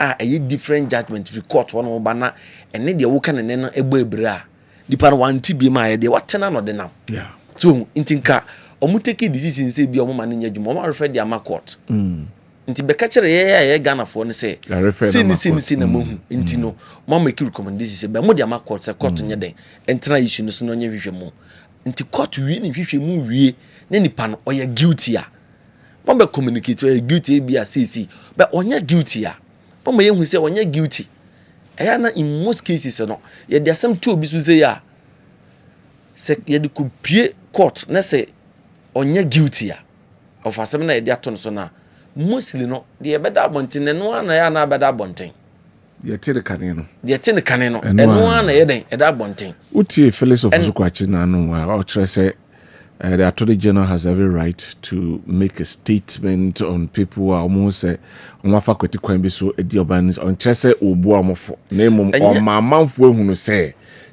na ekoso yeah the American say on where me anope na ye discussion be relatively to yemame hawakumsem ne one MP or Felix and Akoyo very good o hwe that situation no for instance and then the see here and recently by election near yamami kopi or attacks a corn so uti wofa kofi apia asema no kana most of their over attack a corn so na it was relatively to the issue a woman raised previously about the woman say or try to attack the convoy and ni agents me no krom kan wono mawu be sasam no na no kure bi anya den enim nti the otis asem na ene hu ma me no wo ba bia o ye ndisi ni a he would want to attack the person o ti ase nti ene wo hwe attack e ko ma me so during the by election it tells you that some of these things no say to me manage ni ye mu hwehwe mu ansa na ye de abeto abonten a in a way no ebebo o man ni nyina be se ye betu anamon na ye de ade na beto abonten na obi a tibi na obi a making a judgment obi a making a conclusion no eya na emwa so general secretary ba abonten enra the statement beto abonten say as any no man DC for say e di obi ko ekopim wo quarter yen kana se mu wie kra no yen kana se mu wie kra na yegusesi we si bia ya che wo ye ma obe no Bela ya de betu 1.5 million 800,000 600,000 is huge. It's enormous because I would basic any way na court kan asem ni wie na asem na court kan and asem asem a ode to no so no enti saa 800,000 bi no and nipa no tua de ma court no court besan refund the amount ana so most of them no the surety no say who assured say BBC on farmer and I say Osho mo bill friends and conditions na na anwadi landed properties for that I agree for that I agree but as we said can you Jeffrey yes from say sa esana omu twade to won mo omu hwe ni adam beto so yan ka se beto asem dem see omu hwe ni because say onu kwa wajatum say onu ye ndisi ni kwa wajatum say it's not right onye ntumu say we explain asem so me fa asem nko o say on so wo ka say ya na too huge o say ye no de ojitum yo o say enti de yesro mu ni nyina ne say they have every right say issues bi na say we mu bi o mo be ne niam bi o be hu wo mo no e wo say as a government of the day I do man national monsa no o mbitimi eden etu ho na mo but yesre they should be measured in how they handle some of these issues. I don't think Nkophobia Mutinchen can describe it as witch hunting. What I say, mean, say witch hunting. Me see, Nkophobia Mutinchen describe what they know as what witch hunting. Because as some that were on so one shen kana opposite the pan kofa landed properties near dia or Sabini, animated to Thomas. And then it means as the pana. If you money near my person, you feel one crown, that's all they're not to change. I say, personally, no, what give your worry. Jimmy, I don't have an update on that. Jimmy, no, but the bill terminal, I need so it's just to secure your availability. Said the bear, if you are able to but the issue is that they are looking at. Yeah, kind of saying no. There must be evidence to that effect. Yes. Na say nipa no man kesia. How can he gather evidence? Into the bid with them. And they and the wusia muntimi de eba here ne what any prosecution witness. Yeah. No them nobody was talking about him. Or than baby and friends more dinsa wo nipa yetimi eba bebelu. So only the and them busa give to already saying nobody knows what is happening now. Obi wo hono ma odem akrachi ya nsonchoni ya okodem yi friend saying odem a bill no ultimate satisfied. That's what I think Jimmy is talking about. That's what I'm talking about. Nti omuhwe ni yi ebi a chena bi no na aba anase ball a wo to the ball and then bounce back out. What you say dey bia wo den kwa den na akoye in multiples of 10 mo be ye bia na nti ye be sere omo mo be ye bia na omo hand ni da bia so omo hand ni yes omo hand ni anyway I'll come back na ya be hwe a plus there no na ye di hu ura sampan say omo de omo be set up OSP no or every department constituency constitution every constituency be omo set up because of their movement and again or bill conditions you know e agro omoka se nkofa Yesu mra Yesu do kofa na obisi Yesu ntuma na ya twisi tonto no omoka se nkofa mra just by the way yes of course but I think say on seriously speaking na bill conditions be o ya na anwas na for me it is to secure the availability say be nipa no nwane yeah jiwe ni nyina because ye pese ehunu say wo no but the issue is that I didn't know wonyama nti be then just indirectly campaign person campaign that's what it means anyway obi anan campaign say say the former minister of finance kan oforiata or no da bi na so no say campaign condition nke onko pay Yesu mra o nye Yesu but ke yefa kese nto no so say de be ya anyu so koi wa ma biem enu nti o they who repent so who don't know koi wa ma. All right. We'll come back. My main messages na kakra na ba na fe yen call a plus issue no be 5 minutes afi min team. Benji won fence hwewia ese ene Sunyani Road. If you compare the previous administration to the current administration is doing a great job than the previous administration in terms of the economic growth. The previous administration they shared money to people instead of them to use it for work and to work. But the current administration you won't see it like that. I believe JDM he deserves 16 years more. Greetings Mr. Honorable Wisdom say Bona Boama Okumkom MC Atwuma Wabeja. And that's it for message Adiaba. Say good morning. KOD. The IGP and the government are telling us false or giving us false reportage. Where and which judge presided at the over the MP who caused riot with a NIMUS, and which courtroom? They should prove this by backing it with pictures. We do the MP capture 419 Kwa. Okay, ono edia ode abano asante de say did you see what happened in Parliament about Galamsey issue? This is why we need a military government. Asante de in Ghana again. Okay, thank you very much. Musa Bato Aswasi, the MPP's press conference confirms that witches exist in the system, so chasing them isn't wrong. Democracy without accountability is meaningless. Yet whenever officials are questioned, the MPP cries witch hunting, and the Kufuado and Bawumia corruption and its management are unprecedented, making the current MPP the most useless opposition ever. Okay, thank you very much for your message. Sewa Ewosunyane, say MPP, you see the mistake you made when you were in government. How could you appoint Martin Amido as OSP or NDC's Kisie Jabin as OSP? MPP leaders, we the youth of the party are giving you a warning. If power changes and you make that democracy in judiciary or give judges free role to play, the youth of MPP will Mpacho Ghana free role. Let them allow them to work. Good morning, Mr. Host. I admire Mr. Dubuahin so much. He's a potential president of Ghana. I've been following him for some time now. He's not too partisan. No. I do a friend saying Frank Otwe Champon. So be the president dachi. I so admire you are not political in Alex Wakusumbu and Oduwe that you be the president. Welcome anyway. OPK anyway I say the insecurity in Ghana is unprecedented. The insensitive, incompetent, and hopeless government of Mahama and NDC, with first-time Ghanaians being refugees in Cote d'Ivoire and Burkina Faso because of the Boko, Sola, Tuna, and Bole Bamboy conflict. But Honorable Babin is unconcerned about it by going to mediate in the Russia-Ukraine war. So the government is insensitive to the people of the North. Ghanaians must resist the oppressors' rule by voting for the MPP in 2028 with Dr. Bawumia as president to rescue us from this bad governance. Okay, thank you very much, OPK.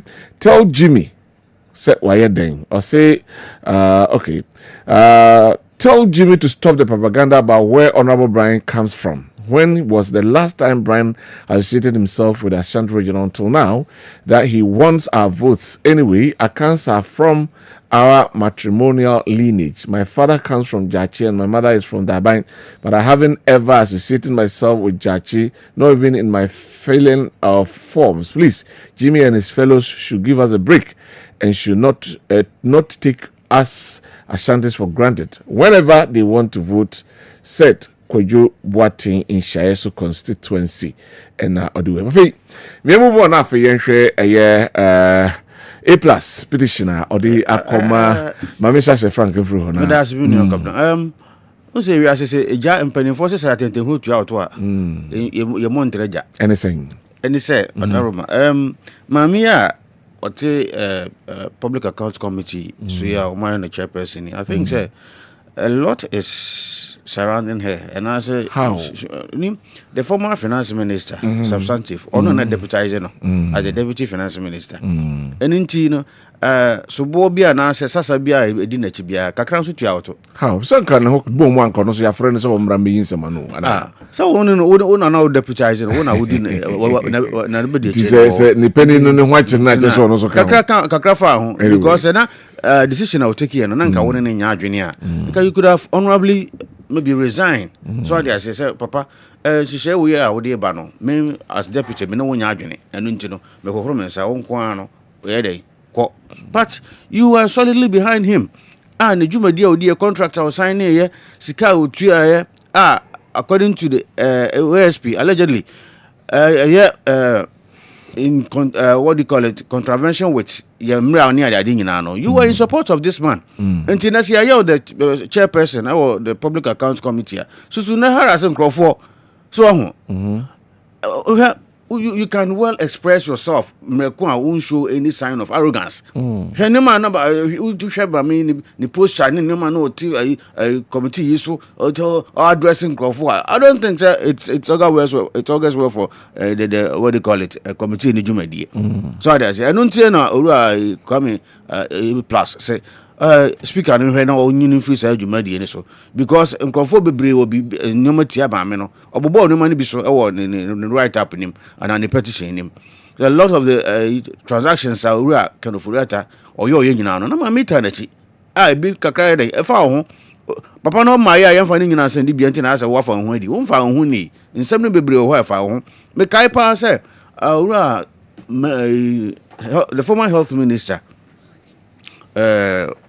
sika omde ko crash Sputnik V or something COVID no me ba I call parliament. I think said the comments be my money I remember very well. Comments be in the parliament or time in contact na mo we mum to so na need man nko yanim. Then the minority then that was NDC were trying to interrogate the issues. Said no akwa mo for so mo koto so no the Ghana no am fa kwan paso. In any case, more inflated even the cost. And the woman was, bold enough to tell the minority then. Say, so also who says she's not fit. She's not fit for this purpose. She's not fit to lead this committee, the Public Accounts Committee. I support Kwame A+. So on for the Juma, the name to be credible. No matter committee, and so on in the Juma. Says because so the idea you buhu contact, your person buhu contact, you are a corporate. So they say why you be paying afa so no mafafa ho a you can say you would answer anymore also be in Sembiano be boabo. And to such a person we don't appoint her as what the so meaning parliament be a mistake. So Moko appointing as chairman of the Public Accounts Committee. Yes, if a mistake. Yes, if the A+ can credit, then there was a mistake in appointing that woman as the chairperson of the Public Accounts Committee. And we are babbing finance for no one penny credible. Babbing any to me say no, there are parliamentary procedures that needs to be followed. Say the majority leader need to me say also there are some procedures some to be followed there. Anyway, but the procedure will be started by the honorable speaker. Only a bit all this while I've had a lot of issues against this woman. Even the posture, crowd, the interrogate issues. I don't even understand her. So be can't be the case general in because a ma to me. I heard how was he addressing friend the DVL CEO. How I know seeing any case. Well, but maybe okay. But at least you should be, modest in your submissions. Open answers be the free nipa. But so you should, be humble enough to ask those questions. But the way I'm supposed to be, the way no city or theater members want to be there. Yeah, society or bank sasa. Jimmy, Mami too. Ke wo di native for itage madi. Se me NDC ni kura na nka me nia otu asema o kan ka the same thing na meka what you say ye ka Public Accounts Committee ya omodjuma ne sen omodjuma ne se public funds ye diama government ministries institutions department and agencies no what you say wo ye appointee those ministry those department agencies in the sectors no e wo se wo bebu sika no nkonta de me ga what you say enti wo betena ho no ma wo betena ho no ma wo bebu nkonta de a kire o my Ghana tie ni yo wo bebu nkonta kire o my Ghana enti se me metimi fie ne se me hwe ade ni bi TV so aya na mutwa na live e wo GTV enti minua otu champion ne NDC 4% ka maame no nka ye de NDC appointee bia ye de oman ni sika ahye ne sare de betena wa na nka omutonko so te said the vetting time ye vetting ministers no nanka ye roku je 2% ye smuggle ni ramu de ya no nka listen ho no nka obetra say na nka omabobom nsa na nka omada na nka wasoro no they will not have it this way. Into me any gun of winning atiase the posture of me to a champion any union men this nyina how uncomfortable they are. It shows that one way or the other almost start here on my nisika they are show monsa say omufan dijuma no omodi omonsa keka. They are doing corrupt deals, they are doing misappropriation and this so okotena will be anim especially oba or ye compassionate to say mame abena. What you say? Now will be so just a simple question. Now didn't chichirimu no and nam baby na watching what you so say. Question way na me bisa won't me pacho and franco wada. Ya no mame. What you say? Whenever somebody is appointed to a committee, you two and suffer be so unkudi juma farmer or minor or committee biswa. And your minor no walk or sumo mine. It is the funny yen the juma years so. The pan questions now will be saying, you say, right questions. The questions irrelevant. Here, divele dia walking. Divele dia walking. I will say, one Cassandra Papa ni question will be saying and say, unique private way. Yeah, customized number plate na amount for ding Google sono. And BB say ni wana. And we response at divele boss the man na. It did not answer the question because you united kromai. Ya wese but you nya time the kasai. Mami come there. Ye nyina kromai ye we ye dia dance ye you obi de say ke di kromai hu ka bia ya twe ke di bia nya odia o ti ase bet ye checkers ni bi wo krom ebi ne nam ye monten so in the question na woman ni bisa won say new number plate nyame yadoma ye si 2026 e ba abonten no ye benya that customized ones ni bi e kwan be so na mo de be fa I know so omoto close to about 18,000. Oh, Maza. This is now but what can't deal with the mammy come dear. Oh, the mammy come dear. Mammy come dear. Mammy come dear. Oh, Yako Jimmy. And today can you say? Question. You be so what didn't fear saying. We expect you to be a medin fear duonu. And duonu and none what di. And yes, be a car I'm a makodi. And I say, Yami had my fear, baby, and medicine. You see, what did fear say? And pray, what did fear say? Nenny Pano, when no one can send him say, what didn't fear do no. And so I catch yourself. If you like, say, oh, banny dear, ABC, this air connects, no, me baby, you say, you see, what did fear saying? Into a moment back committee anymore. They must specifically answer the questions. Okay, say, DC, back, we better DC, Bisan say, come on, find the idea about what the idea was it, but I got to a condition. Any generator. Our office now water no. O de akoto condition ba be si wo abebon. Me wan sika na ye de buy no. Ese for bo omanfo no mo mansin for bo mo bra. O ti ase nti wo betra no be kasa nsem yi. Enanu yi a mo buy e busume dune ne kakra yi a mo buy sika de hye mo nsei. Master ti a mo discount basa. Na oba no te won no bisam question a. O say mo ti ase enye yi. Afi de mo de akoda speaker say ye nyi mame ni mfiri ho mame no ye adwuma na wo ye nso so aso Ghana for aso ye ni irrespective of whatever impression you have about him about her as a former deputy finance minister no it doesn't hold na dwuma ye dia hye nsa to onye no as the chairman and omonim di nti so mo ye ne chairman because they know perfectly say obetimi probu individuals now or better one my question and the Ghanaians are happy even young men this for no e binom imponiaje adwuma ya maame abena edi wo public accounts committee ni so ndi e besere mo se mu free se mu ndi sika bia se mu free se dream die project ketache se mu ba ye busumi duni bibia nkoso wo mamu a question bi ebibisa mo no munya no thank you but somebody question ye nyili free one there na chese mo ankasa no you have something under your sleeves. Thank you very much Jimmy Boachesa yebrena so your time is up and yemfa djumadi no nsi se Frank nya ba ku bia nko beka just 10 seconds well expressing opinion you very well said with but we can make into say thank you very much thank you very much yari djumadi no senior sorry ma Sergio Laka ababe twaso ba me wish birthday si na fe yen twaso ewo ha ene menua ba ko birthday Mame Rita Nana Jebi Rita Nana Jebi ene wawoda wotafo ene ne mpotem ho eho na pages pacho akrado na chese wa ma pictures no akọ ede amaye Rita Nana Jebi ene wawoda happy birthday na ye na was en chese Nyankopon nhyira na wono happy birthday en confirma Deaconess Patience in Chroma also kwasre ewo Pentecost Worship Center or say may the good Lord crown your new year with peace, health and greater anointing from Dr. Abedi Kwadas happy birthday.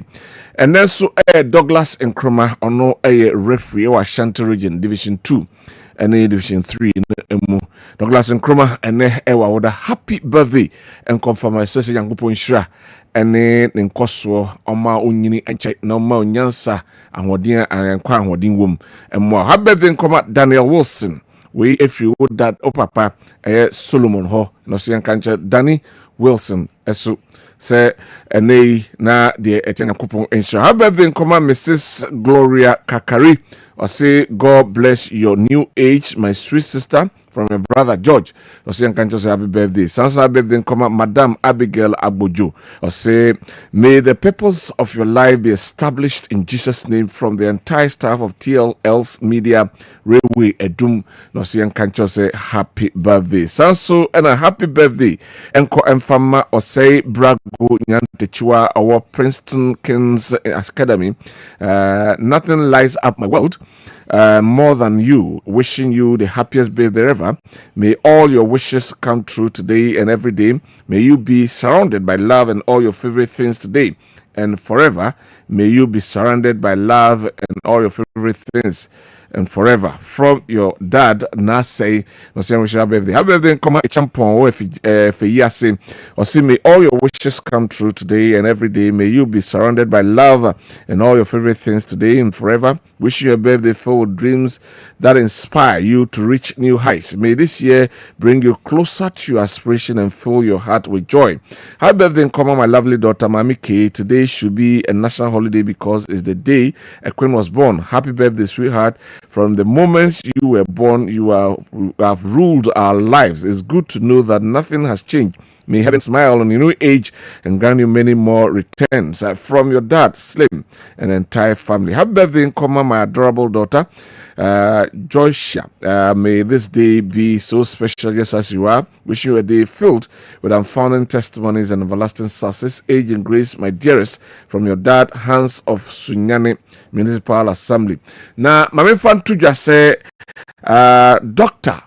Abraham Jemfi, Dr. Abraham Jemfi, ne mame aka baby nyame adoma 13th of November and a year no ebeba so ka Dr. Abraham Jemfi or Chade Amstead or sign any ene dijuma ewa hanum say na ne year no beba so Thursday 13th of November 2025 ewo enzima enyinase Central SD Church Premises, Western Region.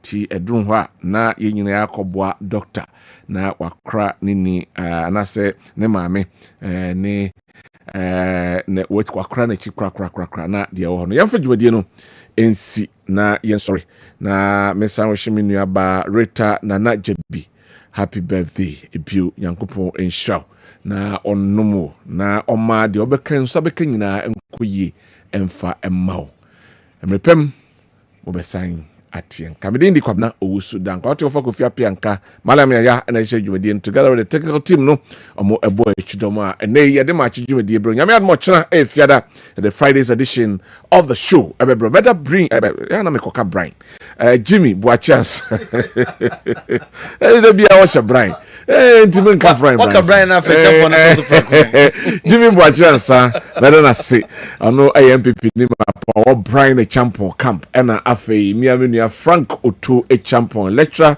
Spiriton University and a Osai communicator about the National Democratic Congress. You see, that's a Jolaka and the sports crew. The Friday's edition, the Thursday's edition of a year midfield action on Abraying. We'll right back. We'll be right back. Gotta pay some bills.